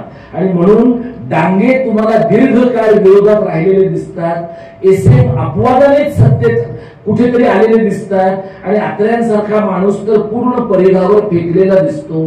हा जो 60 सालचा महाराष्ट्र आहे आणि 2025 सालचा महाराष्ट्र आहे, या 65 वर्षामध्ये आपण काय कमावलंय आणि काय गमावलंय? तर पहिली गोष्ट जी आपण कमावली ती म्हणजे महाराष्ट्राची लढण्याची ताकद आपण गमावली. मधल्या काळामध्ये तुम्हाला असं जाणवेल की आपण महाराष्ट्रामध्ये 2 उदाहरणं मी तुम्हाला सांगतो. 2000 साली रामकृष्ण मोऱ्यांनी इंग्रजी पहिलीपासून सक्तीची केली. 2002 साली त्यांनी 11वी 12वीला मराठीच्या ऐवजी माहिती तंत्रज्ञानाचा पर्याय आणला. त्यावेळेला आम्ही कार्यकर्ते सगळे त्यांच्याशी भांडलो, जे काही शक्य होतं ते त्यावेळेला आम्ही केलं. त्यावेळेला रामकृष्ण मोरे असं म्हणाले की ब्राह्मणांच्या मुलांनी परदेशात जाऊन नोकऱ्या करायच्या, पैसे कमवायचे, मग बहुजनांच्या मुलांनी शिकायचं की नाही? टेक्निकली त्यांच्या मुद्द्यामध्ये काही गैर होतं असं नाही, पण रामकृष्ण मोरे आणि लब्ध प्रतिष्ठित ब्राह्मण यांच्यामध्ये आडनाव सोडलं तर बाकी काहीच फरक नव्हता. रामकृष्ण मोरे हे मोरे आडनावाचे ब्राह्मणच होते, त्यांच्याकडे ती सगळी लब्ध प्रतिष्ठितता होती. प्रॉब्लेम कोणाचा होता? प्रॉब्लेम गरीब बहुजनांचा होता. आणि त्या गरीब बहुजनांना आणि गरीब ब्राह्मणांना सुद्धा पहिली भाषा कधी शिकवायची, दुसरी भाषा कधी शिकवायची, तिसरी कधी शिकवायची, हा पूर्ण शैक्षणिक आणि भाषा विज्ञानाचा प्रश्न आपण जातीच्या चरकामध्ये असा घातला की सर्व लोकांना हे पूर्ण पटलं की पहिलीपासनं काय, बालवाडीपासनं, आणि आता तर बालवाडी कशाला, गर्भसंस्कारापासून इंग्रजी शिकवलं तरी सुद्धा चालणार आहे, इतपत मॅडपणा मराठी पालकांमध्ये आलेला आहे. हे इंग्रजीच्या बाबतीतलं आहे. आता जेव्हा हिंदीच्या विरोधामध्ये आम्ही भांडतो तेव्हा नमस्ते सदावत्सलेवाले लोक आम्हाला म्हणतात, तेव्हा का नाही भांडला? अरे तेव्हा आम्ही भांडलोच होतो, तुम्ही कधीच भांडला नाही. तुम्ही स्वातंत्र्य लढ्यात भांडला नाही, तुम्ही संयुक्त महाराष्ट्राच्या लढ्यात सगळ्यात शेवटी गेला तरी सगळ्यात पहिल्यांदा पळून गेलात. तुमचं कर्तृत्व काय आहे? आणीबाणीमध्ये काही काळ तुम्ही समाजवाद्यांच्या बरोबर तुरुंगवास भोगला आणि त्यातनं तुमच्या सगळ्या अधोविश्वाला तुम्ही लेजिटिमसी मिळवून घेतली आणि आज देशाच्या उरावर तुम्ही बसलाय. एवढंच तुमचं कर्तृत्व आहे. तुम्ही काय लोकांना सांगता महाराष्ट्रावर प्रेम करण्याची आणि भाषेवर प्रेम करण्याची जबाबदारी? हे जे लोक आहेत, हिंदी जेव्हा तुम्ही सक्तीची करता त्यावेळेला लोक आपल्याला महाराष्ट्रावर प्रेम केलं पाहिजे, देशावर प्रेम केलं पाहिजे. आपले मुख्यमंत्री असं म्हणले की परक्या भाषेवर लोकांचं प्रेम आहे पण भारतीय भाषांवर नाहीये. परक्या भाषेवर कोणाचं प्रेम आहे? त्यांच्या स्वतःच्या घरात आहे. त्यांची मुलगी यंदा ICSE बोर्डातून 10वी झालेली आहे. माझी मुलगी मराठी शाळेत शिकलीये, विनोदिनी काळगींची मुलगी मराठी शाळेत शिकलीये, अरुण ठाकूरांचा मुलगा मराठी शाळेत शिकला होता. त्यामुळे ज्यांनी आपल्या मुलांसाठी SSC बोर्ड सोडा, माध्यम सुद्धा कुठलं निवडलं नाही, त्यांनी वर तोंड करून लोकांना तुम्ही का भारतीय भाषा शिकत नाही हे सांगण्याचा त्यांना अधिकार नाही. एवढंच तुमचं प्रेम असेल तर नागपुरात हिंदी वापरलं जातच की, का नाही तुमच्या मुलांना तुम्ही हिंदी माध्यमात शिकवलं? रेशीम बागेचा व्यवहारच हिंदीत चालतो, का नाही तुम्ही तिथे हिंदीचा वापर करत? याचा अर्थ असा आहे की तुम्हाला हिंदीचं तुमचं प्रेम कशामुळे आहे? हिंदीचं तुमचं प्रेम हे तुमच्या बंच ऑफ थॉट्स मुळे आहे. हिंदीचं तुमचं जे प्रेम आहे ते एक देश, एक भाषा, एक संस्कृती, एक धर्म या नॅरेटिव्ह साठी आहे. अख्खा गायपट्टा तुमच्या ताब्यात आलाय. तिकडं लग्न प्रसंगापासून मैतापर्यंत सगळीकडे भारत का बच्चा बच्चा जय श्रीराम बोलेगा हे गाणं लावून तुम्ही लोकांची डोकी भडमडून ठेवली. ते तुम्ही महाराष्ट्रात केलं, पण तुम्हाला ते पुरं पडत नाहीये. अजून तुम्हाला वाटतंय की मराठी लोकांचं भाषिक भान पुरतं जोपर्यंत ठेचलं जात नाही तोपर्यंत गायपट्ट्यामध्ये हे लोक सांस्कृतिक दृष्ट्या समाविष्ट होणार नाही. दक्षिणेत तुम्हाला जाता येईना, कारण तमिळ लोकांना आणि मल्याळी लोकांना आपल्यापेक्षा बराच स्वाभिमान बाकी आहे. त्यांची लिपी पण वेगळी आहे आणि आपल्या लिपीमुळे आणि मराठी लोकांच्या लाळघोट्या वृत्तीमुळे आपण फार वेगाने हिंदी शरण झालेलो आहोत. हे वेगाने व्हावं म्हणून पहिलीपासूनची हिंदी भाषेची सक्ती आहे. त्यामुळे ज्या वेळेला आम्ही या सगळ्याला विरोध करायला घेतला त्यावेळेला लोक असं म्हणायचे की ते हिंदीच्या विरोधामध्ये तुम्ही बोला, पण ते तुम्ही रेशीमबाग वगैरे कशाला म्हणता, पण ते तुम्ही हिंदी हिंदू हिंदुस्तान कशाला म्हणता. माझं असं म्हणणं आहे, ताकाला जाऊन भांड लपवण्यात काहीच पॉइंट नाहीये. 2014 साली या देशाला नव्याने स्वातंत्र्य मिळालं असं काही लोकांना वाटतं. त्यांनी उच्च कोटीचा गांजा घेतलेला आहे. सर्वसामान्य भारतीयांना असं वाटत नाही. मी त्या सर्वसामान्य आणि कदाचित नगण्य भारतीयांच्या पैकी आहे. मला असं वाटतं की या प्रकारच्या धार्मिक माथे फिरून राजकारणाला छेद द्यायचा तर मराठी माणसाचा स्वाभिमान, महाराष्ट्र धर्म आणि मराठी कारण याचा लढा उभाच केला पाहिजे. त्या लढ्याचं साधन मराठी भाषा आहे, त्या लढ्याचं साधन मराठी शाळा आहे. म्हणजे मराठी शाळा का जगली पाहिजे तर मराठी शाळा यासाठी जगली पाहिजे की मराठी शाळा जगल्या तर मराठी घरातली मुलं मराठी बोलतील, मराठी वाचतील. आणि अशा वेळेला लोक आपल्याला काय सांगतात, मग तुम्ही दुसऱ्या भाषांचा दुस्वास करता का, तुम्ही इतर भाषा शिकू नये असं म्हणता का. कुणीही न सांगता देशभरातल्या अनेक भाषा स्वतःहून शिकणाऱ्या लोकांमध्ये मराठी माणसांचा नंबर पहिला आहे. लोक हिंदी शिकतायत, तमिळ शिकतायत. अत्यंत तुलनेनं अधिक लिबरल समाज मराठी लोकांचा आहे. लोक मल्याळम शिकतायत, लोक तमिळ शिकतायत. उलटा विचार करून पहा, गेल्या 65 वर्षात कोठारी आयोगापासून देशात जर त्रिभाषा सूत्र आहे तर उत्तर भारतातली तुम्ही मला एक शाळा दाखवा ज्यांनी तिसरी भाषा म्हणून मराठी शिकवलेली आहे. अशी एक शाळा मला तुम्ही दाखवा. महाराष्ट्रामध्ये मराठी लोकांनी हिंदी शिकवायचा सपाटा लावलेला आहे. उल्हास पवारांना पुण्यातल्या एका सभेत मी सांगितलं की तुम्ही हिंदी राष्ट्रभाषा प्रचार समिती नावाच्या समितीचे अध्यक्ष आहात. तुम्हाला वाटेल ते करा, पण ते राष्ट्रभाषा हा शब्द तर काढून टाका. तुमचा पक्ष देशातला सगळ्यात जुना पक्ष आहे, पण देशातला सगळ्यात मठ्ठ पक्ष पण आहे. असं पण लोकांचं मत व्हावं असं तुम्हाला वाटतंय का. हिंदी भाषा प्रचार समिती, हिंदी प्रचार समिती एवढं म्हणा. आणि सिनेमे बघून लोकांना मराठी येतंय, वेब सिरीज बघून लोकांना मराठी येतंय, नाक्यावर बोलून लोकांना मराठी येतंय. इंग्लिश मीडियमच्या शाळांमध्ये शाळेत बोलू देत नाहीत मराठी म्हणून मुलं हिंदीमध्ये बोलतायत. एवढ्या हिंदी शिकण्याच्या सोयी उपलब्ध असताना मुलांच्या बोकांडी तुम्ही का तिसरी भाषा म्हणून हिंदी लागताय. हे ज्या वेळेला आम्ही सरकारशी भांडलो त्यावेळेला सरकारने तो जो एक फसवा GR ज्याचा परब सरांनी उल्लेख केला की हिंदी ही अनिवार्य भाषा नसेल तर सर्वसाधारणपणे हिंदी शिकवली जाईल असं म्हटलं. तो GR ते शुद्धीपत्रक तुम्ही वाचा. सरकारमधले लोक लबाड आणि मूर्ख एकाच वेळेला कसे असू शकतात याचं ते शुद्धीपत्रक हे उत्तम उदाहरण आहे. हिंदी ही सर्वसाधारणपणे अनिवार्य भाषा असेल, पण एका इयत्तेतल्या 20 पेक्षा जास्त मुलांनी जर एखादी भाषा मागितली तर ती पण भाषा दिली जाईल आणि गरज पडल्यास ऑनलाईन पण शिकवली जाईल असं सरकारनं म्हटलेलं आहे. म्हणजे यांच्याकडे अमराठी शाळांमध्ये मराठी शिकवायला माणसं नाहीये, पण हिंदी शिकवायला मुख्यमंत्र्यांचा शब्द आहे हा, मुबलक मनुष्यबळ उपलब्ध आहे. ते कुठून येणार मुबलक मनुष्यबळ. म्हणजे एवढे DED BEd हिंदीतनं करून बेकार झालेले लोक तुमच्याकडे आहेत, किंवा ज्या एवढ्या शेकडो गाड्या तुम्ही उत्तर भारतातून महाराष्ट्रात आणताय, त्यातल्या काही गाड्या तुम्ही टीचर स्पेशल म्हणून आणणार आहात का? आणि त्या महाराष्ट्रातल्या जिल्ह्यांमध्ये जालन्यात जसं तुम्ही पाण्याचे टँकर वाटले रेल्वेनं, तसे शिक्षक पण रेल्वेमधनं भरून वाटणार आहात का? आणि का वाटणार आहात? या राज्यातल्या लोकांना हिंदी शिकवण्याची भाषिक, सांस्कृतिक आणि नैतिक जबाबदारी महाराष्ट्र सरकारची आहे का? या देशामध्ये स्वातंत्र्याच्या नंतर भारतीय भाषांचा विभाग असणं अपेक्षित होतं. आजही तुम्ही वेबसाईट भारत सरकारची चेक करा. भारत सरकारच्या गृह मंत्रालयाच्या अंतर्गत ऑफिशियल लँग्वेज डिपार्टमेंट आहे, राजभाषा विभाग आहे, राजभाषा समिती आहे, 9 ते 12 जणांची समिती आहे. आणि तुम्हाला माहिती आहे संसदेच्या समित्या काय कामं करतात किंवा करत नाहीत.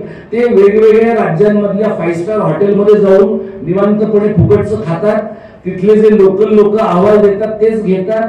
बेसिकली भिंतीला तुंबड्या लावण्याचा व्यवहार आहे. संसदीय राजभाषा समितीला करायचं काही फारसं नसतं, पण हिंदीचं आम्ही बरं करतो आहोत असं एक चित्र आपल्या मालकांना दिल्लीमध्ये करायचं असतं. काँग्रेस आणि भाजपमध्ये काय फरक आहे की काँग्रेसमध्ये सुद्धा उत्तर भारतातल्या हिंदी पट्ट्यातल्या लोकांचं वर्चस्व होतं, पण काँग्रेसला मुळात कुठल्याच भाषेचं फारसं काही पडलेलं नसल्यामुळे सगळ्या भाषा क्रमाक्रमानं मेल्या तरी काँग्रेसवर फार काही वाईट परिणाम होणार नव्हता. भाजपचं असं आहे की इतर भाषांचं काही झालं तरी चालेल, पण हिंदी आणि संस्कृतचं मात्र काही वाईट होता कामा नये, हे मात्र त्यांच्या मनामध्ये पक्का आहे. गेल्या 10 वर्षामध्ये हिंदी आणि संस्कृतसाठी भारत सरकारनं केलेली बजेटरी अलोकेशन्स तुम्ही तपासा. संस्कृतसाठी क्लासिकल लँग्वेज मध्ये सर्वाधिक पैसे त्यांनी संस्कृतला दिलेले आहेत. आणि महाराष्ट्रामध्ये आपल्याकडे अभिजात भाषेचा जेव्हा दर्जा मिळाला आपल्या मराठी भाषेला, त्यावेळेला मराठी लोकांचा आनंद गगनात मावेनासा झाला होता. कशाचा आनंद वाटावा ह्याचं तारतम्य नसलेल्या समाजामध्ये आपला नंबर एकदम वरचा आहे. त्यामुळे अभिजात भाषेचा दर्जा मिळाल्याच्या नंतर लोकांना वाटलं, आणि ते रंगनाथ पठारे वगैरे मंडळींनी महाराष्ट्राला कन्व्हिन्स केलेलं आहे की दरवर्षी तुम्हाला 300 कोटी मिळणार आहे. मी आणि प्रकाश परब सर आम्ही खूप वर्ष असं म्हणतो की जोपर्यंत मराठी भाषा विभागात मोठा भ्रष्टाचार होत नाही तोपर्यंत मराठी भाषेची प्रगती होण्याची काही शक्यता नाही. मोठ्या इमारती बांधल्या गेल्या पाहिजेत, जास्त ग्रंथ खरेदी व्हायला पाहिजे, जास्त ट्रॅव्हल ग्रँट मिळायला पाहिजे. जितक्या लोकांना जास्त मिळेल, लबाड्या करण्याची शक्यता जितकी जास्त निर्माण होईल, तेवढं भाषेवरचं प्रेम सरकारचं जे आहे ते वृद्धिंगत होण्याची शक्यता आहे. आता अभिजात भाषेचा दर्जा मिळाला त्याला 8 महिने झाले. चेक करा तुम्ही भारत सरकारची वेबसाईट. मैसूरला central institute of Indian languages नावाची संस्था आहे. सगळ्या क्लासिकल लँग्वेजेस ज्या आहेत त्यांच्या इन्क्युबेशनचं काम ते सेंटर करतं. तेलुगू, तमिळ, मल्याळम या भाषांना गेल्या 10 वर्षामध्ये 1 ते 5 कोटी रुपयांच्या आतमधली रक्कम मिळालेली आहे. काय एवढी रक्कम मिळालेली आहे? याचं कारण तुम्हाला पैसे असे मिळत नाही, तुम्हाला काय प्रकारचे विकास प्रकल्प करायचे आहेत त्याची तुम्हाला रचना द्यावी लागते, मॅनपॉवरचा सगळा ढाचा द्यावा लागतो. आणि तुम्हाला मिळणारा जो पैसा आहे तो त्या भाषेच्या अँटिक्विटी बद्दल म्हणजे प्राचीनत्वाच्या संशोधनाबद्दल मिळतो. म्हणजे तुम्ही असं म्हणाल की आम्हाला आता अभिजाततेचा दर्जा मिळाला तर आता अविनाश आवलगावकरांना रिद्धपूरला तुम्ही एक इमारत बांधायला पैसे द्या, मिळत नाही. अविनाश आवलगावकरांना तिथे एका छोट्या खोलीतच राहावं लागणार आहे सरकारच्या कृपेने. आणि प्रश्न असा आहे की मराठी अभिजात आहे, मराठी भाषेचं विद्यापीठ आहे आणि महानुभाव पंथीयांना पण आनंद झालाय रिद्धपूरला विद्यापीठ आहे म्हणून. आवलगावकरांचं पुनर्वसन झालंय, त्यांनाही बरं वाटलेलं आहे. वाटोळं कशाचं झालंय? वाटोळं भाषेचं झालेलं आहे. कारण काहीही त्या विद्यापीठातनं होणार नाही. एकच परिणाम काय होतो की जेव्हा सरकार वादग्रस्त निर्णय घेतं त्यावेळेला एक अभिजन माणूस तोंड बंद करून बसतो. तुम्ही गेल्या 3 महिन्यामध्ये आवलगावकरांनी हिंदी सक्तीबद्दल तोंड उघडल्याचं पाहिलंय का? पाहणार नाही. रवींद्र शोभण्यांनी गेल्या 3 महिन्यामध्ये तोंड उघडल्याचं पाहिलंय का? पाहणार नाही. कारण अजून त्यांचा शाली घेण्याचा कार्यक्रम संपायचा आहे. येत्या जानेवारी पर्यंत त्यांना शाली मिळत राहणार आहे. ज्यांना आगामी शाली हवे आहे ते अँटिसिपेशन मध्ये बोलणार नाही. ज्यांचा शाली घेण्याचा कार्यक्रम चालू आहे ते मिळत नाहीत म्हणून मिळतात म्हणून बोलणार नाही. आणि या सगळ्यांचे आदर्श आणि मेरुमणी कोण आहे? सदानंद मोरे सर. त्यांनी महाराष्ट्राला एक आदर्श निर्माण करून दिलेला आहे की सरकार कोणाचंही असो, आपण त्यांच्या खांद्याला खांदा लावून काम केलं पाहिजे. मग त्याने भाषा मातीत गेली तरी चालेल. तुम्ही गेल्या 3 महिन्यामध्ये सदानंद मोरे सरांनी साहित्य संस्कृती मंडळाचे अध्यक्ष म्हणून केलेली कामं पहा. काय काम आहे? महादजी शिंदेच्या नावाचा पुरस्कार एकनाथ शिंदे यांना देणं. जर महादजी शिंदे आज असते तर मोगल सल्तनतीच्या नंतर त्यांनी तुकाराम महाराजांच्या वारसाचाच बंदोबस्त केला असता. हे काम आपले अभिजन करताय. आणि हे का होतंय? कारण यांच्या सगळ्यांचे पाठीचे कडे जे आहेत ते पूर्ण भिजले आहेत. ती सरकारची एखादी अँबॅसेडर गाडी असेल, आता अँबॅसेडर मध्ये कोणी बसत नाही, आता इनोवा मध्ये बसतात लोक. तर सरकारची ती गाडी आहे, मानधन आहे आणि महाराष्ट्र भूषणची सोय आहे. पुढचं महाराष्ट्र भूषण आहे, पुढचा पद्म पुरस्कार आहे. हे सगळं जर हवं असेल तर मराठी भाषेसारख्या क्षुद्र गोष्टीची फार दखल घेऊन चालत नाही. अशा प्रकारचा संदेश तुम्हाला मिळतो. अशा वातावरणामध्ये जेव्हा आम्ही लोक काम करतो तेव्हा आम्हाला असा प्रश्न पडतो की आपण हे काम करायचं की नाही. त्याचं उत्तर आम्हाला लगेच असं सुचतं की कोणीही हे काम करायला आम्हाला सांगितलेलं नाही. आम्हाला हौस आहे, आम्हाला वाटतं की हे काम केलं पाहिजे.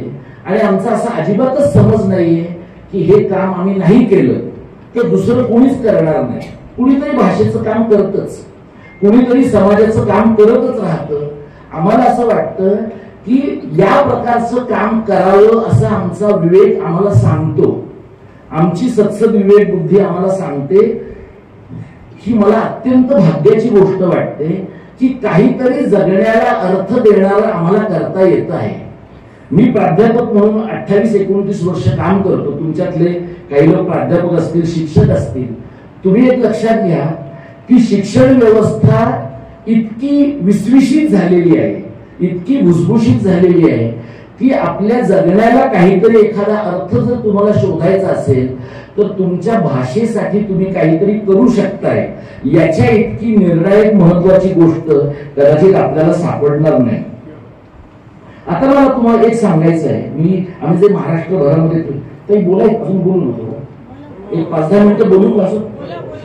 मी आता जे बोलतो आहे, आम्ही आता विद्रोही सांस्कृतिक चळवळीच्या लोकांबरोबर कोल्हापुरात कार्यक्रम केला, औरंगाबादला केला आणि आता उद्या धुळ्यात आणि जळगावमध्ये करतो.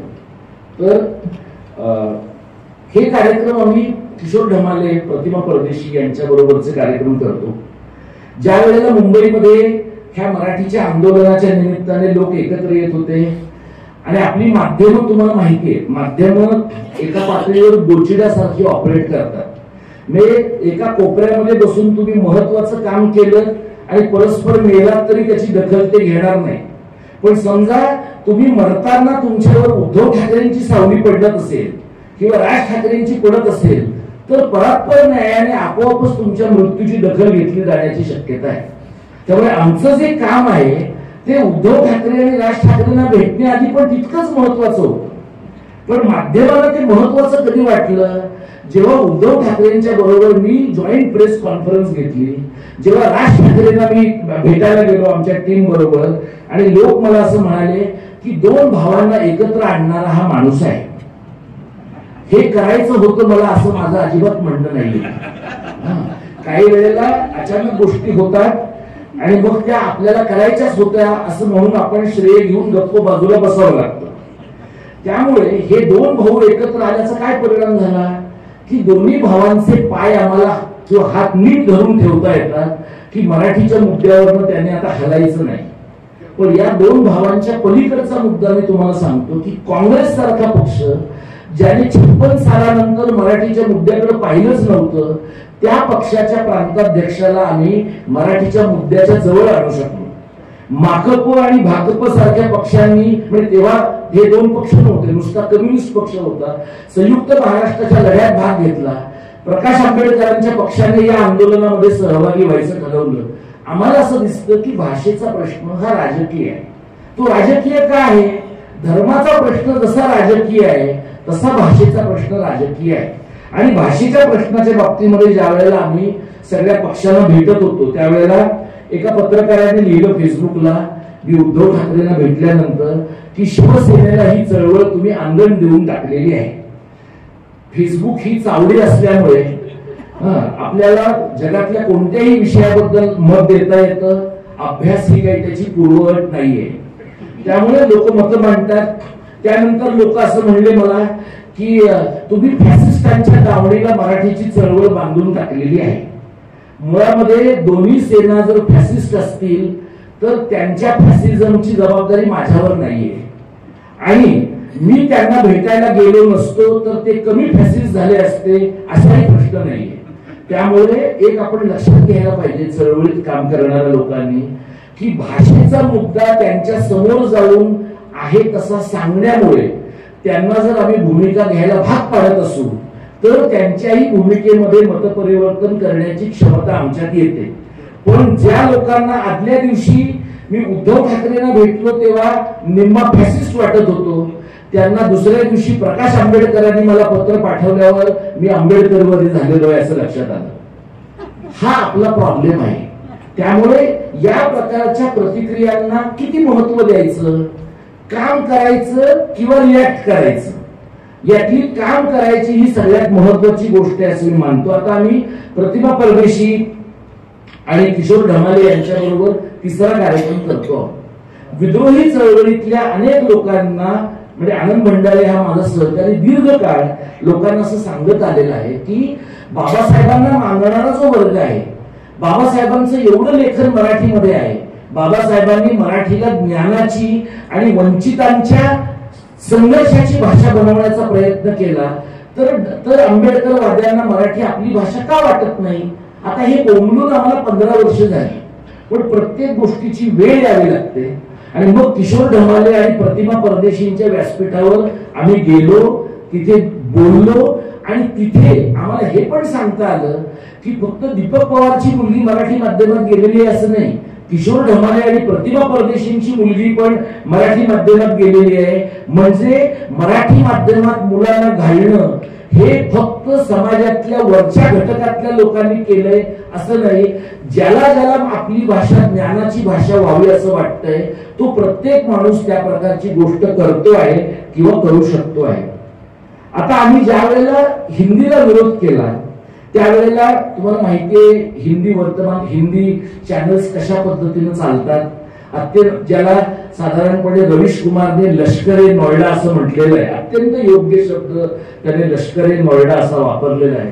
हे जे लष्करे नोएडावाले लोक आहेत यांना असं वाटतं की महाराष्ट्रातले लोक एकतर इनकॉम्पिटंट आहेत, महाराष्ट्रातल्या लोकांना दुसरं काही येत नाही, महाराष्ट्रातल्या लोकांना स्थलांतराचं वावडं आहे आणि महाराष्ट्रातले लोक देशद्रोही आहेत, संकुचित विचारांचे आहेत, प्रतिगामी आहेत. आणि हे आजचं नाहीये. स्वातंत्र्यानंतर पहिल्यांदा जेव्हा भाषाभार प्रांत रचनेसाठीचा दार कमिशनचा आयोग आला त्या आयोगाच्या अहवालात पण हे म्हटलेलं आहे की इथे पुना मेंटॅलिटीचे लोक आहेत. ही जी पुना मेंटॅलिटी आहे ती आज पुना मेंटॅलिटी म्हणून लोक बघत नाहीत, महाराष्ट्र मेंटॅलिटी म्हणून लोक पाहतात. आणि त्यामुळे मराठीतनं इंग्रजीतनं सातत्याने आम्ही लोक आपली भूमिका अशी मांडत राहिलो की इंग्रजी भाषेचा सांस्कृतिक वसाहतवाद जो जगभर आहे तो जितका धोक्याचा आहे तितका हिंदी भाषेचा देशांतर्गत वसाहतवाद पण धोक्याचा आहे. तो काय धोक्याचा आहे कारण उत्तर भारताचं ज्या पद्धतीने धार्मिक ध्रुवीकरण झालंय म्हणजे तुम्ही मॉब लिंचिंग पासून हलाल झटक्यापासून ते लव जिहाद पर्यंतच्या सगळ्या गोष्टींचं सांस्कृतिक युद्धामध्ये रूपांतर करण्याची गेल्या 20 वर्षातली उत्तर भारतातली प्रक्रिया पाहिली.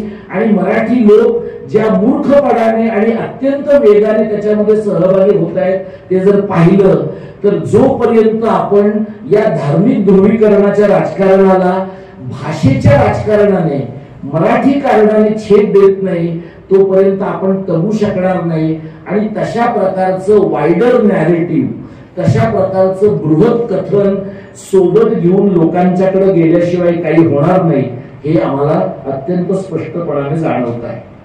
आता हे सगळं महाराष्ट्रभरामध्ये आम्ही फिरतो. दरम्यानच्या काळात सरकारने शासन निर्णय रद्द केले, तुम्हाला माहिती आहे. शासन निर्णय रद्द केल्यानंतर लोकांनी आम्हाला विचारलं, मग आता तुम्ही का फिरता महाराष्ट्रभर? याचं कारण सरकारवर आमचा अजिबात विश्वास नाहीये. सरकार राक्षसी बहुमत असलेलं सरकार आहे. त्यांच्याकडे 235चं पाठबळ आहे. जे लोक जनसुरक्षा विधेयक शून्य चर्चेवर महाराष्ट्रामध्ये अंमलात आणू शकतात, त्यांना तिसरी भाषा काय चौथी भाषा सुद्धा कोणालाही न विचारता महाराष्ट्रामध्ये आणता येणं शक्य आहे. त्यांचा प्रॉब्लेमच असा झालाय की त्यांना मुळात या मुद्द्यावर कोणी विरोध करेल असं वाटलंच नव्हतं. त्यांना लोक जनसुरक्षेच्या मुद्द्यावर विरोध करतील, पण तिसऱ्या भाषेच्या बाबतीमध्ये पायगड्या घालतील असं वाटत होतं. त्यांच्या दुर्दैवाने त्यांना हा झटका बसला.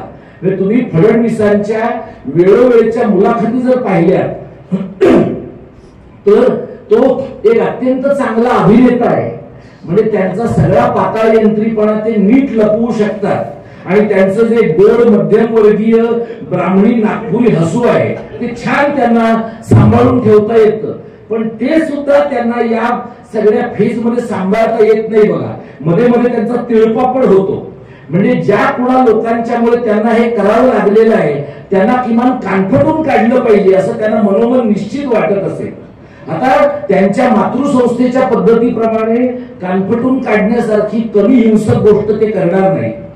ते थोडं अधिक वेगळ्या पद्धतीनं करतील आणि त्यामुळे त्यांच्या सगळ्या कामाच्या पद्धतीचा विचार करता ते 2 पावलं मागे आलेत, कारण त्यांना 4 पावलं पुढे जायचं हे आम्हाला फक्त माहिती आहे. आणि म्हणून त्यांनी आपल्या सगळ्यांचे लाडके डॉक्टर नरेंद्र जाधव यांची कमिटी नेमलेली आहे. असं आम्ही गेले 1.5 महिने ऐकतोय की त्या कमिटीमध्ये माणसं येणार आहेत. पण ही एक अशी गाडी आहे ज्या गाडीत दुसरा पॅसेंजर बसलेलाच नाहीये. एकच पॅसेंजर हिंडतोय, तोच हातवारे करतो आहे आणि तोच सांगतो आहे की तिसरी भाषा नको आहे, मी एनईपीचा अभ्यास केला आहे, मी एनईपीचा सिक्वेल आणणार आहे, मी अमुक करणार आहे. म्हणजे ज्या माणसांनी 2014 मध्ये आपला बाप बदलला त्या माणसाने 2025 मध्ये कुठल्या तरी नव्या आमिषापोटी सरकारला हवा तसा अहवाल देण्यासाठी मला हे बहुमानाने मिळालेलं पद आहे, हे नरेंद्र जाधवांच्या पहिल्या मुलाखतीतलं वाक्य आहे. आपल्याकडचे जे बहुजन आहेत त्या बहुजनांना असं वाटू शकतं की बाबा एक पवार आडनावाचा माणूस बहुजन लेखक असलेल्या नरेंद्र जाधवांच्या बद्दल कसा काय असा बोलतो, याच्या मागे काही जातीय विखार तर नाही ना. आपण थोडे काने उघडूया, डोळे उघडूया आणि विचार करूया. आपण स्वतःला प्रश्न विचारून पाहूया की ते जे आमचा बाप आणि आम्ही नावाचं पुस्तक आहे त्यातला बापाने लिहिलेलाच भाग चांगला आहे, बाकी अख्खं पुस्तक बोगस आहे एवढं तर आपल्याला कळतं. आणि त्यानंतरच्या काळामध्ये लेखकांना वाटतंय की जाधव अर्थतज्ञ आहे, अर्थतज्ञांना वाटतंय की जाधव लेखक आहे. त्यामुळे कोणालाच कन्फर्म खात्री नाहीये की ते काय आहे. अशा परिस्थितीतला माणूस सरपटत चालणारा जेव्हा एखाद्या समितीचा अध्यक्ष होतो तेव्हा महाजन आयोगाचा अहवाल महाराष्ट्र कर्नाटक सीमा प्रश्नाचा जसा महाजनने लिहिण्याच्या ऐवजी रामकृष्ण हेगड्यांनीच लिहिला होता असं लोक ठामपणे आजही सांगतात, तसं हा अहवाल जाधवांनी लिहिण्याची गरज नाहीये. कारण जाधव रवींद्रनाथांच्या कवितांचा अनुवाद करण्यामध्ये गुंग असतील कदाचित, पण रवींद्रनाथांना स्वाभिमान पण होता, रवींद्रनाथांना स्वातंत्र्याची पण किंमत होती आणि वैयक्तिक नाही समष्टीच्या स्वातंत्र्याची पण किंमत होती. नुसता अनुवाद केला म्हणजे ते स्वातंत्र्याचा अर्क पिता येतो असं समजण्याचं काही कारण नाही. त्यामुळे नरेंद्र जाधवांवरही आमचा अजिबात विश्वास नाही. आणि सगळ्यात महत्वाची गोष्ट म्हणजे आताचे जे राजकीय पक्ष महाराष्ट्रातले आहेत त्यांना विस्मरणाचा आजार आहे. त्यांना 2 महिन्यानंतर हा प्रश्न कमी महत्वाचा वाटू शकतो. पहिल्यांदा असं घडलंय की नागरी समाजामधनं मराठी भाषेच्या संबंधातलं काही एक आंदोलन उभं राहिलंय. राजकीय पक्ष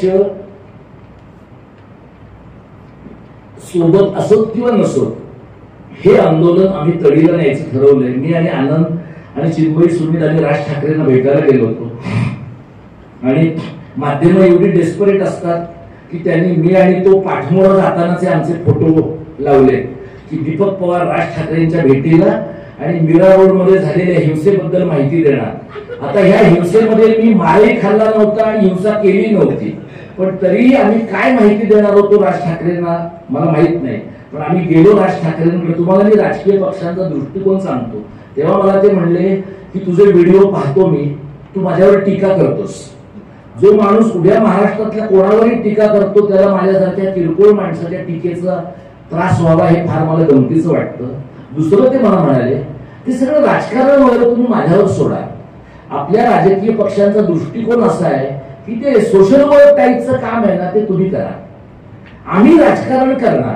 मला तुम्हाला हेच सांगायचं की लोकवर्गणीतनं संस्था चालतात ना, तर लोकांचे लढे लोकांमधूनच उभे राहिले पाहिजे.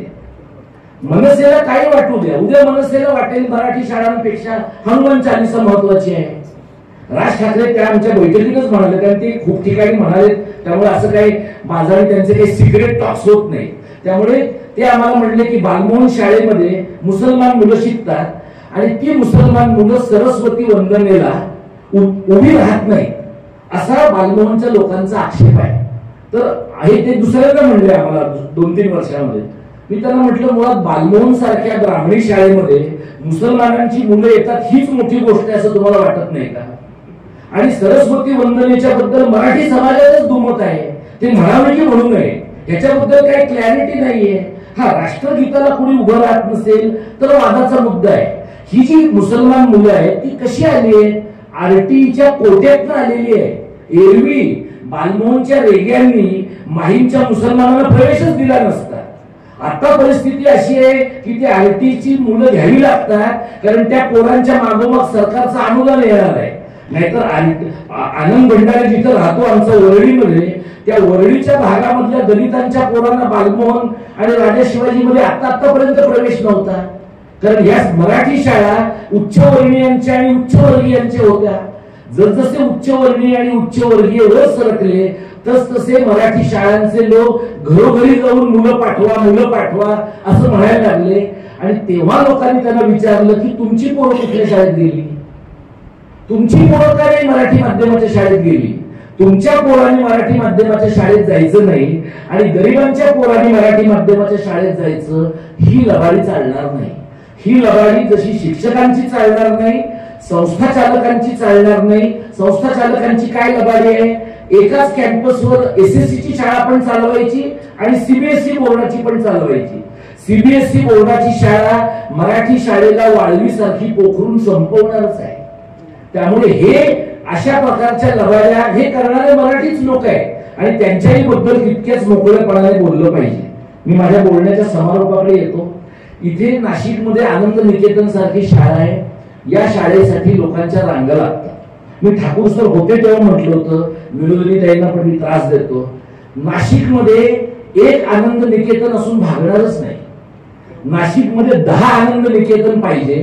पण तुम्ही काय म्हणाल ते ह्यानीच काढावे. म्हणजे आपल्या नेहमीच्या पद्धतीप्रमाणे शिवाजी जन्माला आला पाहिजे पण शेजारच्या घरात आलेलं जास्त उत्तम. नाशिकमध्येच विनोदिनी काळजींनी शाळा काढावी, त्यांनी कष्ट सोसावे. त्यांच्या मुलांना, त्यांना ठाकूरांना आपापल्या मुलांना चांगलं शिक्षण मिळणं मराठी शाळेत शक्य आहे म्हणून त्यांनी शाळा काढली. आत्ताच्या पालकांना असं वाटलं तर त्यांनी विनोदिनी काळजींची मदत घ्यावी ना. पण आत्ताची शाळा पण त्यांनीच काढायची. म्हणजे त्यांनी स्वतःच्या आयुष्यामध्ये निवृत्तीच्या जवळपास आल्यानंतर किंवा निवृत्त झाल्यानंतर स्वतःच्या आयुष्याचे काही स्वतःचे क्षण जगायचे की नाही. म्हणजे त्यांचे पती एसटी महामंडळामध्ये नोकरीला, ते महाराष्ट्रभर फिरले. त्यांनी शाळेसाठी स्वतःला वाहून घेतलं. म्हणजे ज्यांनी कष्ट करायचे त्यांनी रक्त ओकेपर्यंत कष्ट करायचे आणि बाकीच्यांनी मात्र विकेंड आला की बार कुठे आहे, परमिट रूम कुठे, फार्म हाऊस कुठे आहे हे हुडकायचं. कारण परवडत त्यांनाही असेल ना. पण त्यांनी समष्टीची बांधिलकी पाळायची आणि तुम्ही मात्र खाजगी जीवनाचा उपभोग घ्यायचा. अशा प्रकारच्या लबाडीवर समाज दीर्घकाळ उभा राहू शकत नाही. त्यामुळे नाशिकमध्ये 10 आनंद निकेतन असतील तर 100 विनोदिनी काळगी आणि 100 अरुण ठाकूर निर्माण होण्याची प्रक्रिया आज सुरू झाली तर पुढच्या 5 वर्षामध्ये 2 शाळा उभ्या राहतील. त्यांची शाळा पेट्रोल अलाउन्सवर चालते. कशी चालू? आता कशा पेट्रोल अलाउन्सवर लोक शाळा चालवतील मला सांगा?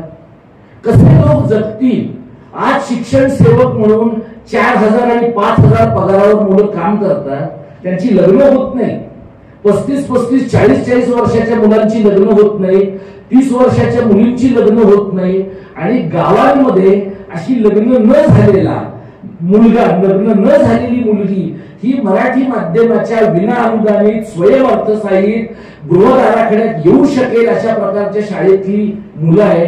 याचा विचार समाज म्हणून आपण करणार का नाही? इथं सुशील शेजुळे माझे सहकारी मागे बसलेत, ते एका विना अनुदानित शाळेचे मुख्याध्यापक होते. ते ती शाळा ज्या गृहस्थाने काढली तो काल ठाकरेंच्या गटात होता, आज शिंदेच्या गटात आहे. संध्याकाळी कुठे असेल मला माहित नाही, पण आताच्या घडीला ते शिंदेच्या गटात आहे. त्यांनी ही शाळा या माणसाने 5 वर्षात उभी केली. त्या शाळेच्या मालकाने ती शाळा विकून टाकली, दुसऱ्या कोणाला तरी ती शाळा विकून टाकली. ज्या शाळेतनं पालघर जिल्ह्यामधले खेळाडू तयार होत होते, धावपटू तयार होत होते, ती, आणि हा माणूस गेली 7 वर्ष आमच्या बरोबर, आणि 1 रुपया सुद्धा त्यांना कामाचा देत नाही, नाहीच संस्थेकडे पैसे म्हणून देत नाही. तुम्ही मला सांगा, माणसाने कसं काम करायचं? भाषेचं काम करायचं, शाळांचं काम करायचं, तर समाजाने वेळ पण दिला पाहिजे. इथे तुम्ही 50 लोक आलात, तुम्ही म्हणाल आम्ही एकतर तुझं तासभर उशिरा येऊन ऐकायचं, पण वर तू आम्हाला सल्ला पण विचारणार, व जाताना तुम्ही म्हणणार चळवळीला पैसे पण द्या. हे करण्यापेक्षा आम्ही कुठंतरी सिनेमा बघायला गेलो असतो तर बरं झालं असतं. पण परिस्थिती अशी आहे की हे सगळं मनोरंजनाच्या प्रचंड पलीकडचं आहे. हा जगण्याचा संघर्ष आहे.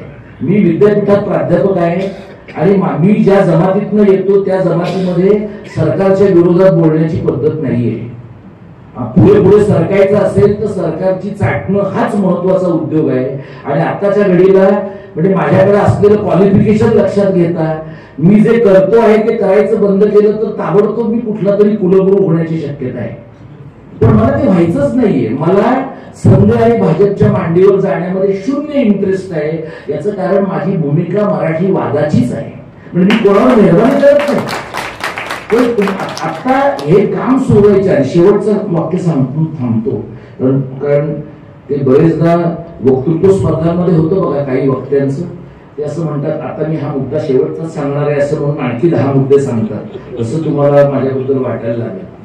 तर काय, तर प्रश्न असा आहे की अशा प्रकारची कामं आम्ही करत होतो. 4 महिन्यापूर्वी आम्हाला वाटलं की मराठी अभ्यास केंद्र बंद करून टाकावं, तर कोणाचंच नुकसान होत नाहीये.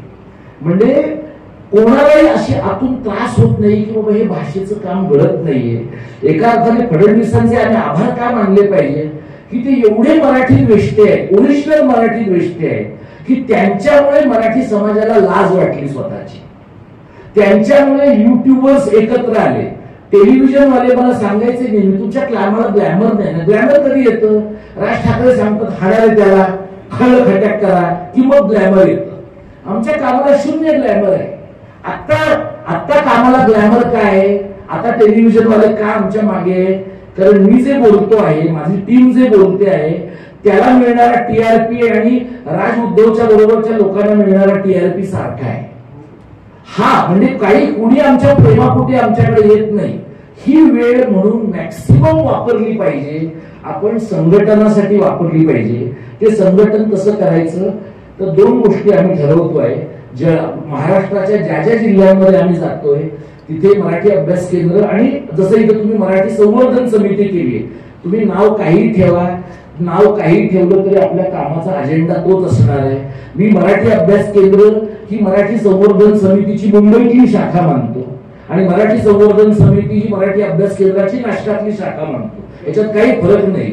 कारण समाजवाद्यांसारखं वागून चालणार नाही. कार्यनाश झाला तरी चालेल पण चिकित्सा व्हायला पाहिजे असलं करायचं नाही. आता हे मला करायचं, कारण पूर्ण मराठीवादी आहे हे आपण लक्षात घ्या. दुसरं म्हणजे कामं करणाऱ्या लोकांचं शिबिर घ्यायला पाहिजे. लोकांना भाषेचे प्रश्न कसे सोडवायचे, काय असतात, घटनेत भाषेचे प्रश्न काय आहेत, समाजात काय आहे, याच्याबद्दल बोलणारं काम व्हायला पाहिजे. इथे श्रोत्यांमध्ये आनंद भंडारे हा माझा सहकारी आहे, साधना गोरे ही माझी कलिग आहे, ज्ञानेश्वर जाधव आहे आणि सुशील शेजुळे आहे, ज्यांना आमच्या बरोबर काम करायचं आहे. तुम्ही प्रश्न विचारा. आता आम्ही एक कार्यकर्त्यांचा गट तयार केलाय. त्या कार्यकर्त्यांच्या गटावर लोक एवढं बोलतात म्हणजे ज्याला वाईट शब्द वापरायचा तर व्हर्बल डायरिया असं आपण म्हणतो, तितकं प्रचंड बोलतात। आणि त्यांना जर तुम्ही म्हटलं की आज संध्याकाळी 7 वाजता आंदोलनाला येतात का, तर एकदम म्यूट मोडवर जातात। हे असे थम्सअप करणारे जे लोक आहेत ना, हे द्रोणाचार्यांचे बाप आहेत सगळे। हा, त्याने अंगठा काढून घेतला हे अंगठा दाखवणारे लोक आहेत, काही फरक नाही त्यांच्यामध्ये। त्यामुळे अशा माणसांपासून कामं करणाऱ्यांनी सावध राहिलं पाहिजे।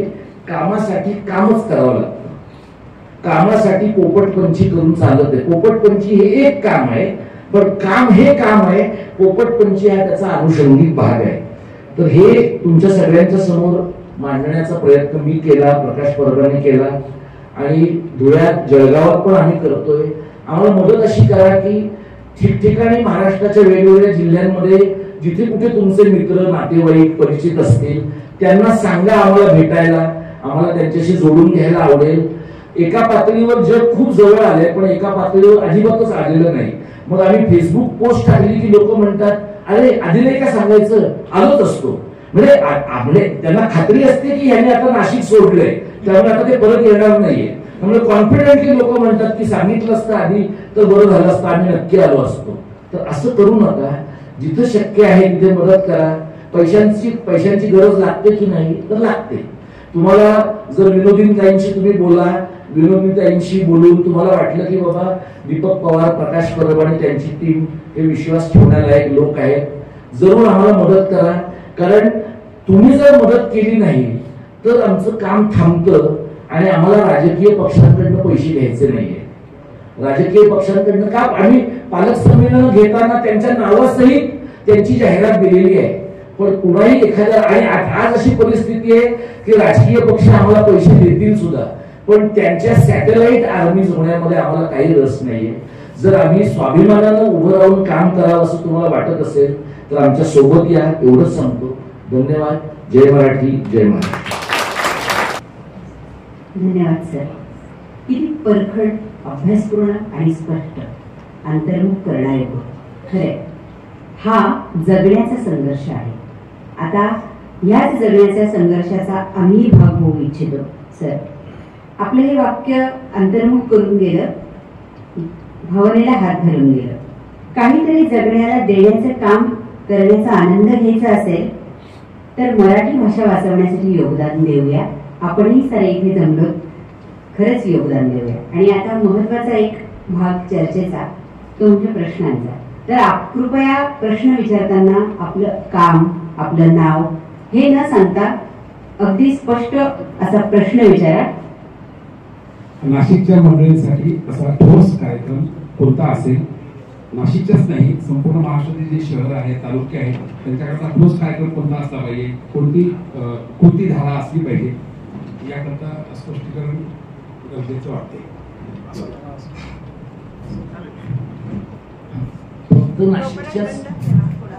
फक्त नाशिकच्याच नाही तर महाराष्ट्राच्या वेगवेगळ्या भागांमध्ये 2-3 गोष्टी कराव्यात असं आम्हाला वाटतं। एक म्हणजे आनंद भंडारे हा जो माझा सहकारी आहे, त्याने एक फलक, तो जिथे वरळीमध्ये राहतो तिथे मी मराठीत बोलणार, माझ्याशी मराठीत बोलायचं, असा एक फलक तयार करून त्याने वरळीच्या वेगवेगळ्या भागांमध्ये लावला। घनश्याम देटके नावाचा एक आणखी माहिती अधिकार चळवळीतला कार्यकर्ता आहे, त्याने पण तो लावला। आता हे जे आहे हे तुम्ही फलकच करायला पाहिजे असं नाही, याची तुम्ही स्टिकर्स करू शकाल। हे स्टिकर्स एखाद्या सभागृहात तुम्हाला लावता येतील, एखाद्या सोसायटीमध्ये लावता येतील, तुम्ही जिथे कामाला जाता तिथे लावता येतील। अगदी तुमचं जे व्हिजिटिंग कार्ड आहे त्याच्यावर पुढच्या बाजूला तुमची माहिती आणि माझ्या मागच्या बाजूला मी मराठीत बोलणार, माझ्याशी मराठीत बोलायचं। आता आपल्याकडे लोकांनी हे आम्ही करायला घेतलं तेव्हा सुद्धा लोक म्हणले की ह्याच्यात काही उर्मटपणा तर दिसत नाही ना। आपल्या भाषेमध्ये आपण बोलणार आहोत आणि समोरच्याने या राज्यामध्ये या राज्याच्या राजभाषेत बोलायचं आहे, याच्यात उर्मटपणा वाटू शकतो एवढा आपला अपराध गंड वाढलेला आहे, तो काही वाटायचं कारण नाही। हे एक काम आहे। दुसरं मला असं वाटतं की विनोदिनीताईंची जशी शाळा आहे तसं आम्ही नाशिक मधल्या सगळ्या शाळांचं पालक संमेलन घेण्याचा गेली 2-3 वर्ष प्रयत्न करत होतो। अशा प्रकारचं पालक संमेलन घेण्यासाठी म्हणजे आनंद निकेतन शाळा आहे, किंवा समजा आणखी दुसरी एखादी शाळा उत्सुक असेल तर साधारणपणे 3 ते 4 शाळा मिळून एक 500 ते 1000 विद्यार्थी आणि त्यांचे पालक यांचं आम्ही 1 किंवा 2 दिवसाचं संमेलन घेतो. त्याच्यामध्ये पालक बोलतात, त्या शाळांमधनं मोठी झालेली आणि यशस्वी झालेली मुलं बोलतात, त्या भागामधले जे लोकप्रतिनिधी आहेत ते त्या शहरातल्या त्या जिल्ह्यातल्या प्रश्नांच्या बद्दल शाळांना काय मदत करू शकतील याच्याबद्दल बोलतात. आणि सगळ्यात महत्वाचं म्हणजे खूप महत्वाची पुस्तकं मुलांसाठी पालकांसाठी त्याचं एक खुलं प्रदर्शन आम्ही तिथं ठेवतो. म्हणजे विनोदिनी ताईंनी किंवा सुचिता पडळकरांनी आम्ही जिथं जिथं पालक संमेलनं ठेवली तिथे आनंद निकेतनचा स्टॉल लावला. त्यामुळे मुंबईतल्या अनेक लोकांना इतक्या वेगळ्या पद्धतीचं शिक्षण दिलं जाऊ शकतं हा अनेकांना आश्चर्याचा धक्का होता. आणि त्यातल्या अनेकांनी नंतर विनोदिनी ताईंशी सुचेता ताईंशी किंवा सुषमा शर्मांशी बोलून आपापल्या शाळांमध्ये बदल करण्याचा प्रयत्न केला. हे दुसरी गोष्ट आपल्याला शक्य आहे. तिसरं म्हणजे तिसऱ्या भाषेची जी सक्ती आहे त्याच्याबद्दलचे दोन्ही शासन निर्णय विनोदिनी ताईंकडे आहेत, सगळ्यांकडे असतील. तुम्ही एक पोस्ट कार्ड किंवा राज्याच्या मुख्यमंत्र्यांचं ईमेल जे आहे सीएमओ महाराष्ट्राचं त्याच्यावर तुम्ही मराठीतनं एक ईमेल या राज्यामध्ये मराठी भाषेच्या उत्कर्षासाठी सरकारनं प्रयत्न केले पाहिजे. आणि कोणत्याही परिस्थितीत महाराष्ट्र सरकारनं तिसऱ्या भाषेची सक्ती करू नये असं मी एक नागरिक म्हणून सरकारला आवाहन करतो. असं एक मेल तुम्ही पाठवा. आता त्याचा काय परिणाम होतो, अशी हजारो ईमेल गेली की त्यांचा सर्व्हर डाऊन होतो. हा त्यातला सगळ्यात महत्वाचा फायदा आहे की ते जितके ईमेल जास्त त्यांना काहीतरी त्रास झाल्याशिवाय म्हणजे आपण काही जाऊन त्यांचे पीसी फोडू शकत नाही, त्यासाठी आपल्याकडे पक्ष आहे, ते आपण करू शकणार नाही. पण आपण काय करू शकतो की आपण हजारो लाखो ईमेल पाठवून त्यांचे सर्व्हर क्रॅश होतील. किंवा दुसरा मार्ग जो जुना आहे थोडासा तो म्हणजे 50 पैशाचं 1 रुपयाचं पोस्ट कार्ड लिहून माझं नाव अमुक अमुक, मला तिसऱ्या भाषेची सक्ती नको आहे असं पोस्ट कार्ड तुम्ही तुमच्या शाळेतल्या परिसरातल्या लोकांकडनं घेऊन मुख्यमंत्र्यांच्या मंत्रालय 6वा मजला मुंबई 32 या पत्त्यावर पाठवलं तर त्यांचा स्टाफ कंटाळून गेला पाहिजे ती पत्र बघून. म्हणजे त्याच्यामुळे ते शहाणे होतील असं नाही, पण त्यांच्या स्टाफला हे कळेल की आपला बॉस जे काही करतोय ते फालतू आहे. हे जे काही करतोय त्याच्यावर लोकांचा राग आहे. आणि सर्वसामान्य जी अनामिक माणसं आहेत त्यांचा राग कधी कधी हळूहळू साचलेल्या वेगवेगळ्या ठिकाणी दिसतो. आपल्यातले जे लोक समाज माध्यमावर आहेत त्या सगळ्यांनी आम्ही सगळे वेगवेगळ्या ठिकाणी समाज माध्यमांवर बोलतोय किंवा लिहितोय ते तुम्ही शेअर करू शकता. हा मार्ग आहे, पण तो अप्रत्यक्ष झाला. ते वाचून जर तुम्हाला स्वतःला वाटलं की ह्याच्यावर आपण काहीतरी लिहावं तर तुमचं स्वतःचं निवेदन, तुमच्या महिला मंडळाचं निवेदन, तुमच्याकडच्या मित्रमंडळाचं निवेदन, एखाद्या पेन्शनर्सच्या ग्रुपचं निवेदन, एखाद्या गृहनिर्माण संस्थेचं निवेदन, ज्या ज्या प्रकाराने तुम्हाला व्यक्त व्हावंसं वाटेल आणि सरकारला अशा प्रकारे आपला सरकारला त्रास होईल जसा सरकारचा आपल्याला होतोय तसा उलटा गांधींच्या पद्धतीचा सनदशीर अहिंसक पण सरकारला अत्यंत उद्वेग होईल अशा प्रकारचा त्रास आपण त्यांना दिला पाहिजे. माडगुळकरांची एक खूप जुनी ओळ मिठाच्या सत्याग्रहाबद्दलची आहे. उचललेस तू मीठ मुठभर साम्राज्याचा कचला पाया. तर ही ओळ बघून लोकांना म्हणजे त्या आंदोलनाची ज्यांनी त्या सगळ्या प्रवासाचा इतिहास लिहिलाय त्यातल्या अनेक माणसांना हा म्हातारा हे काय उचलतो आहे आणि ह्यातलं काय होणार आहे हे गांधींबरोबर चालणाऱ्या माणसांना पण स्पष्टता नव्हती. हे गांधींच्या एकूण विचार करण्याच्या मिस्टिक पद्धतीचंही लक्षण आहे. गांधी हा माणूसच गूढ, चमत्कारिक आणि चक्रम स्वरूपाचा होता, पण त्या चक्रम स्वरूपाच्या माणसाच्या कार्यपद्धतीची आजच्या महाराष्ट्राला नितांत गरज आहे. कारण आता आपण दुसरं काही केलं तर ते आपल्याला सहजपणे म्हणजे मी आणि प्रकाश परब आम्ही कधीही अर्बन नक्षल असे ठरवले जाऊ शकतो. गांधीवाद्यांना पण त्यांनी अर्बन नक्षल म्हणलं. एवढा कॉन्फिडन्स वाढलाय त्यांचा की वर्धेत जाऊन ते म्हणाले की गांधींच्या आश्रमामध्ये अर्बन नक्षल आलेले आहेत, त्यामुळे कुसुमाग्रज तर बिचारे खूपच दयाळू होते, त्यांच्या वास्तूमध्ये अर्बन नक्षल येणं सहजच शक्य आहे. त्यामुळे या प्रकारच्या गोष्टी करताना सरकारला सामान्य माणसाला त्रास देताना 10 वेळा विचार करावाचा वाटेल त्यांना लाज नाहीये, पण जी काही त्यांची नसलेली लाज आहे ती पण पूर्ण सोडताना त्यांना थोडा संयम दाखवावा लागेल. एवढे तरी कष्ट आपण त्यांना घ्यायला लावूया. आणि मी तुम्हाला सांगतो, राणीच्या साम्राज्यावरचा पण सूर्य मावळला होता, त्यामुळे गुजरातच्या माफियांच्या साम्राज्यावरचा पण सूर्य मावळला. गुजरातचे माफिये आणि त्यांचे नागपूरचे वारसदार कोणी कितीही पाताळ यंत्री असू द्या, सत्ता जाते, सत्ता जाते. आणि जेव्हा तुम्हाला वाटतं की कोणी आम्हाला हात लावत नाही, तेव्हा तुमची सत्ता जाण्याची सुरुवात होते. आणि मी तुम्हाला हे क्लिअरली सांगतो. मला खूप लोक म्हणतात की तुझ्या मराठीच्या कामामध्ये आम्ही मदत करू, पण ते तू याच्याबद्दल बोलतोस आम्हाला आवडत नाही. काही प्रॉब्लेम नाही, मी ते अनअपोलोजेटिक आहे त्याच्याबद्दल. मी मराठीवादीच आहे आणि हिंदुत्ववादाच्या माथेफिरू राजकारणाला विरोध करणारा मराठीवादी आहे. तुम्ही काठावरचे मराठीवादी असाल तर ठरवा, निर्णय घ्या आणि मग माझ्याकडे या. तुम्ही शांततेच्या काळात मराठीवादी आणि सत्तेच्या काळात हिंदुत्ववादी असाल तर तिथंच थांबा, काही प्रॉब्लेम नाहीये. आम्ही आमच्या पद्धतीनं करू. कदाचित आमच्या हयातीत नाही चित्र बदलणार, पुढचे लोक करतील ना. असं काही सगळं आमच्याच हयातीत व्हावं असा ठेका थोडा घेतलाय आम्ही. आम्हाला जमेल तेवढं करू, पण लाईन बदलणार नाही. ही जी लाईन आहे ती आमची निर्विवाद, पक्की आणि जमिनीवर नीट आखलेली लाईन आहे. त्याच्याबद्दल माझ्या मनात तिळमात्र शंका नाही.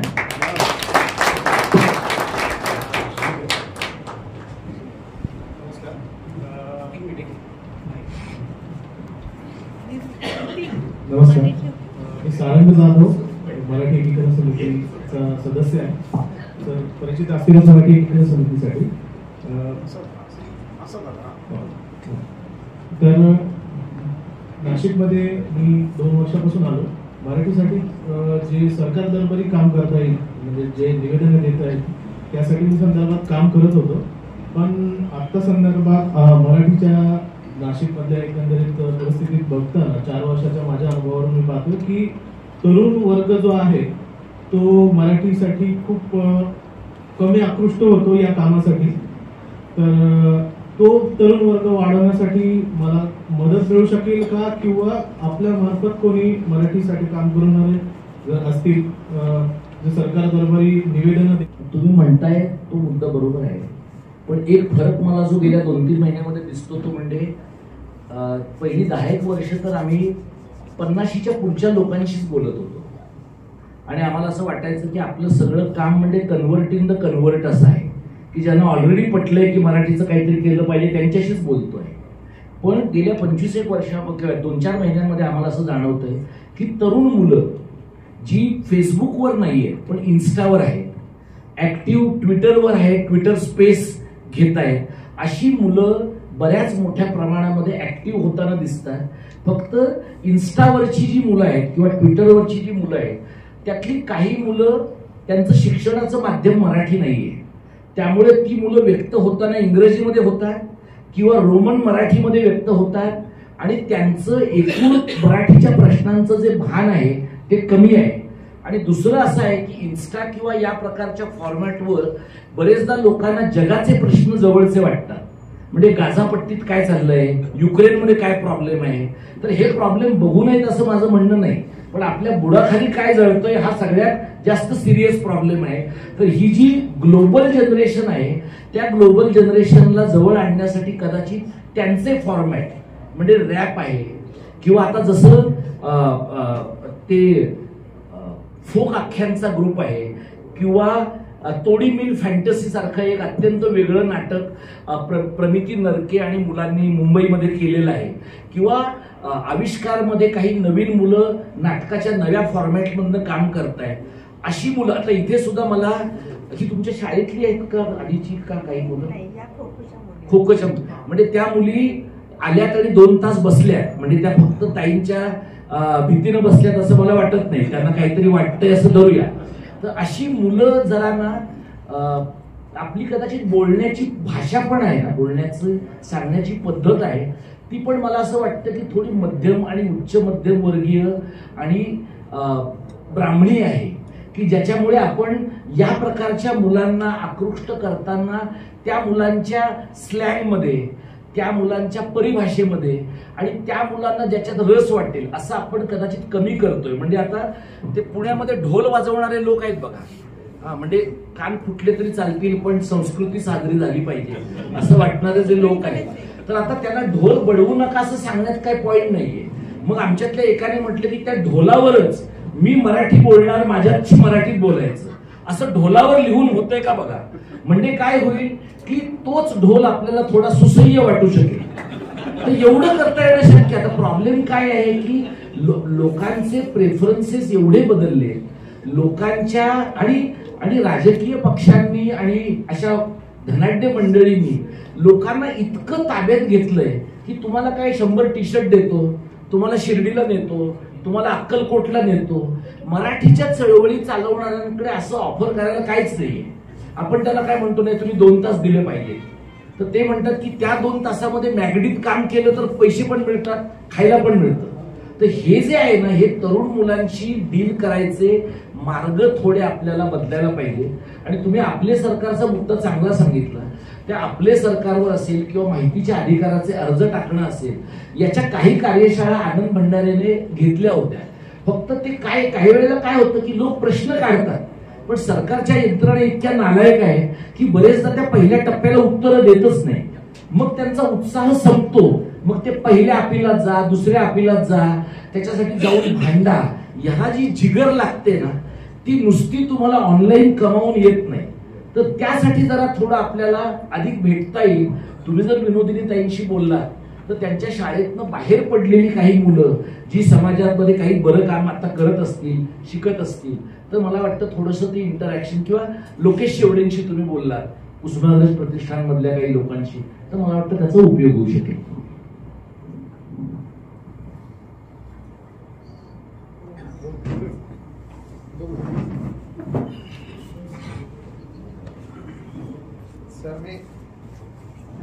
मला असं वाटतं की एखाद्याचा, आता तुम्ही प्रश्न विचारा पण आता जवळजवळ 1 वाजत आलाय, तर हा आपण शेवटचा प्रश्न घेऊयात.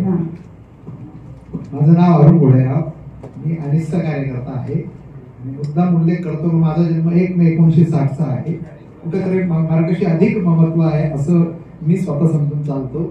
मराठी संवर्धन समितीसाठी आणि एकंदरीत ह्या सर्व कार्यासाठी मला अनुवाद जो क्षेत्र आहे त्यासाठी इतर भाषामधील, जागतिक आणि भारतीय भाषामधील साहित्याचा, ज्ञानाचा अनुवाद मराठीत व्हावा, जेणेकरून मराठी संवर्धनाला अधिक मदत होईल.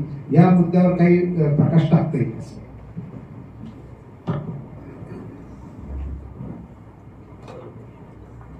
तुम्ही जे आता म्हणलात त्या प्रकारचं काही एक काम आपल्याकडे आंतरभारतीचे लोक करतात. नॅशनल बुक ट्रस्ट पण अशा प्रकारचं काम करते. आता गेल्या काही वर्षामध्ये नॅशनल बुक ट्रस्ट पण ह्या मंडळींच्या ताब्यात गेल्यापासून या मंडळींनी पुस्तकांचे प्राधान्यक्रम पण बदलून टाकले. म्हणजे तुम्ही नॅशनल बुक ट्रस्ट ते देशाच्या पातळीवरचे आणि राज्याच्या पातळीवरचे पण लोक पाहिले तर ते सगळे अभाविपचे लोक आहेत. त्यामुळे तुम्हाला एकूण त्यांच्या आकलनाच्या दर्जाचा अंदाज येऊ शकेल. तर हे सगळे तसे लोक आहेत. त्यामुळे आपण स्वतंत्रपणाने अनुवादाची कामं करू शकू. म्हणजे आता साधं तुम्ही बघा की काल तमिळनाडूने त्यांचं स्वतःचं शिक्षण धोरण प्रसिद्ध केलं. आता महाराष्ट्रामध्ये जे कोणी 2 भाषांच्या धोरणाच्या बद्दल काही आग्रहाने बोलतायत, कदाचित ते धोरण तुम्ही गुगल ट्रान्सलेटच्या मदतीने काही प्रमाणात अनुवादित करू शकाल. पण नेमका अनुवाद जर करायचा असेल तर समजा तुमच्यासारख्या 1-2-4 माणसांनी पुढाकार घेऊन त्याची सॉफ्ट कॉपी जर प्रसिद्ध केली तर महाराष्ट्रामध्ये मराठीसाठी काम करणाऱ्या सगळ्या लोकांना, मराठी भाषेसाठी किंवा द्विभाषा धोरणासाठी, त्रिभाषा धोरणासाठी काम करणाऱ्या लोकांना त्याचा उपयोग होऊ शकेल. तर हे मला वाटतं की असं काम एकट्या माणसाच्याने होणं शक्य नाही. असा एखादा ग्रुप नाशकात जमतो आहे का? 1-2-3 माणसं एकत्र येऊ शकतील का? आणि आता मला माहित नाही या कार्यक्रमाला आलेल्या लोकांची आपण यादी केली आहे का? तर या सगळ्या माणसांचा एखादा ग्रुप आपल्याला जर बनवता आला, आता असे खूप ग्रुप बनतात मला कल्पना आहे, आणि मग लोक त्याच्यावर रोज सकाळी गुड मॉर्निंगचे मेसेजेस पाठवून वाद आणतात इतरांना, हेही मला माहित आहे. पण काही एक जरा ऍडमिन बरा असेल तर तो या बाबतीमध्ये शिस्त आणू शकतो. तर असं अनुवादामध्ये रस असलेले, आपले सरकारसारख्या पोर्टलमध्ये रस असलेले, इतर कामांमध्ये रस असलेले असे उपगट जर आपल्याला तयार करता आले तर माझी आपल्याला विनंती आहे की तिथे दुसऱ्या रांगेमध्ये आनंद भंडारे बसलाय, तिसऱ्या रांगेमध्ये साधना गोरे बसले. यांना जरा तुम्ही या कार्यक्रमानंतर भेटा, म्हणजे पाठपुरावा करणं सोपं जाईल. धन्यवाद. आज राखी पौर्णिमेचा सण असताना देखील आपण गेली 3 तास या परिसरामध्ये आहोत आणि गेले 1.5-2 तास आपण इथे सभागृहामध्ये बसलेलो आहोत. मराठी भाषेलाच राखी बांधण्याची किती गरज आहे हे एव्हाना आता आपल्याला समजलेलं असेल. आज या कार्यक्रमासाठी माननीय डॉक्टर दीपक पवार आणि डॉक्टर प्रकाश परब हे मुंबईवरून खास नाशिकला आलेले आहेत. एकाचं नाव दीपक आहे, दुसऱ्याचं नाव प्रकाश आहे. तेव्हा पुरेसा त्या ठिकाणी अंधार निवृत्त करण्याचं काम त्यांनी या ठिकाणी केलेलं आहे आणि त्यामुळे आपण कृतज्ञतापूर्वक त्यांचे आभार मानत आहोत. त्यांच्या धरणे आंदोलनामध्ये सहभागी होण्यासाठी मी आणि विनोदिनीताई आम्ही दोघेही आझाद मैदानावरती त्या ठिकाणी दिवसभर उपस्थित होतो आणि तेव्हाच ठरवलं की हे सगळं काम आपण नाशिकमध्ये सुरू केलं पाहिजे, कारण नाशिक हे उत्तर महाराष्ट्राचं मध्यवर्ती केंद्र आहे आणि इथून त्या ठिकाणी उत्तर महाराष्ट्रातल्या 4-5 जिल्ह्यांमध्ये हे सगळं काम खाली गाव पातळीपर्यंत पसरत गेलं पाहिजे. परंतु व्यक्तिशः मी त्या ठिकाणी हे काम कधी सुरू केलं असेल तर मी मराठी 4थीतून इंग्रजी 5वीत गेलो आणि त्यावेळी असं ठरवलं, ही गोष्ट 1972 सालची, की मी माझी स्वाक्षरी ही आयुष्यभर मराठीतच करीन.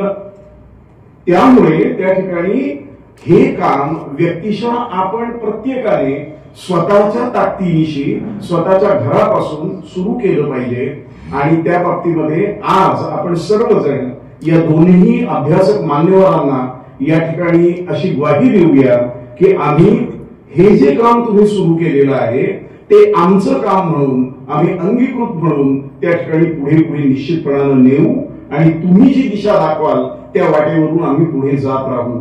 तेव्हा नाशिकच्या वतीने, नाशिककरांच्या वतीने आज आपण या दोन्ही मान्यवरांना मनपूर्वक धन्यवाद देऊया आणि पुन्हा पुन्हा तुम्हाला इथे यावं लागणार आहे आणि तुमच्या इतर सहकार्यांना देखील इथे यावं लागणार आहे याचं निमंत्रण किंवा याची जाणीव, गोड जाणीव त्यांना आज आपण या ठिकाणी करून देऊया. दुसरे आभार मानायचे आहेत कुसुमाग्रज प्रतिष्ठानचे. हे सभागृह हे आज या शहरातलं एक प्रतिष्ठित सभागृह आहे आणि या व्यासपीठावरून जे काही विचार प्रकट केले जातात त्याचे नाद निनाद नाशिकच्या वातावरणामध्ये अनेक काळ दुमदुमत राहतात आणि त्यामुळे हे सभागृह उपलब्ध करून देण्यासाठी माननीय लोकेश शेवडेजी यांनी आम्हाला जे सहकार्य केलं त्याबद्दल त्यांचे आणि त्यांच्या सहकार्यांचे आम्ही मनपूर्वक आभार मानतो. स्वतः लोकेशजी या ठिकाणी पूर्ण वेळ उपस्थित राहिलेले आहेत आणि त्यांचा जो काही व्यक्तिशः प्रतिसाद होता तो पाहिल्यानंतर मला असं जाणवलं की त्या ठिकाणी त्यांच्या मनातले जे विचार आहेत तेच त्या ठिकाणी पवार सर आणि परब सर प्रकट करत होते. तेव्हा कुसुमाग्रज प्रतिष्ठानचे लोकेश शेवडे यांचे आम्ही मनपूर्वक आभार मानत आहोत. हा आजचा कार्यक्रम हा सणाच्या दिवशी असताना आणि मराठीच्याच विषयावरती पलीकडे आणखी एक मोठा कार्यक्रम सुरू असताना आपण सर्वजण ऐनवेळी दिलेल्या निमंत्रणाचा मान ठेवून इथपर्यंत आलात. आपल्यापैकी प्रत्येक व्यक्ती ही एक एक संस्था आहे असं माझं निरीक्षण आहे आणि त्यामुळे तितक्या संस्था इथून पुढे या वाटेवरती चालतील. सरांनी त्या ठिकाणी जो काही आर्थिक मदतीचा जो भाग सांगितलेला आहे त्या दिशेने आपण पुढच्या बैठकांमध्ये काही नीट सघन विचार करू आणि त्यानुसार या कामाला जमेल तेवढं अर्थसहाय्य करू. या आजच्या बैठकीच्या संदर्भामध्ये किंवा सभेच्या संदर्भामध्ये काही वृत्तपत्रांमध्ये आज वृत्त छापून आलेलं आहे. त्या सर्व पत्रकार बांधवांचे देखील मी इथे मनपूर्वक आभार मानतो.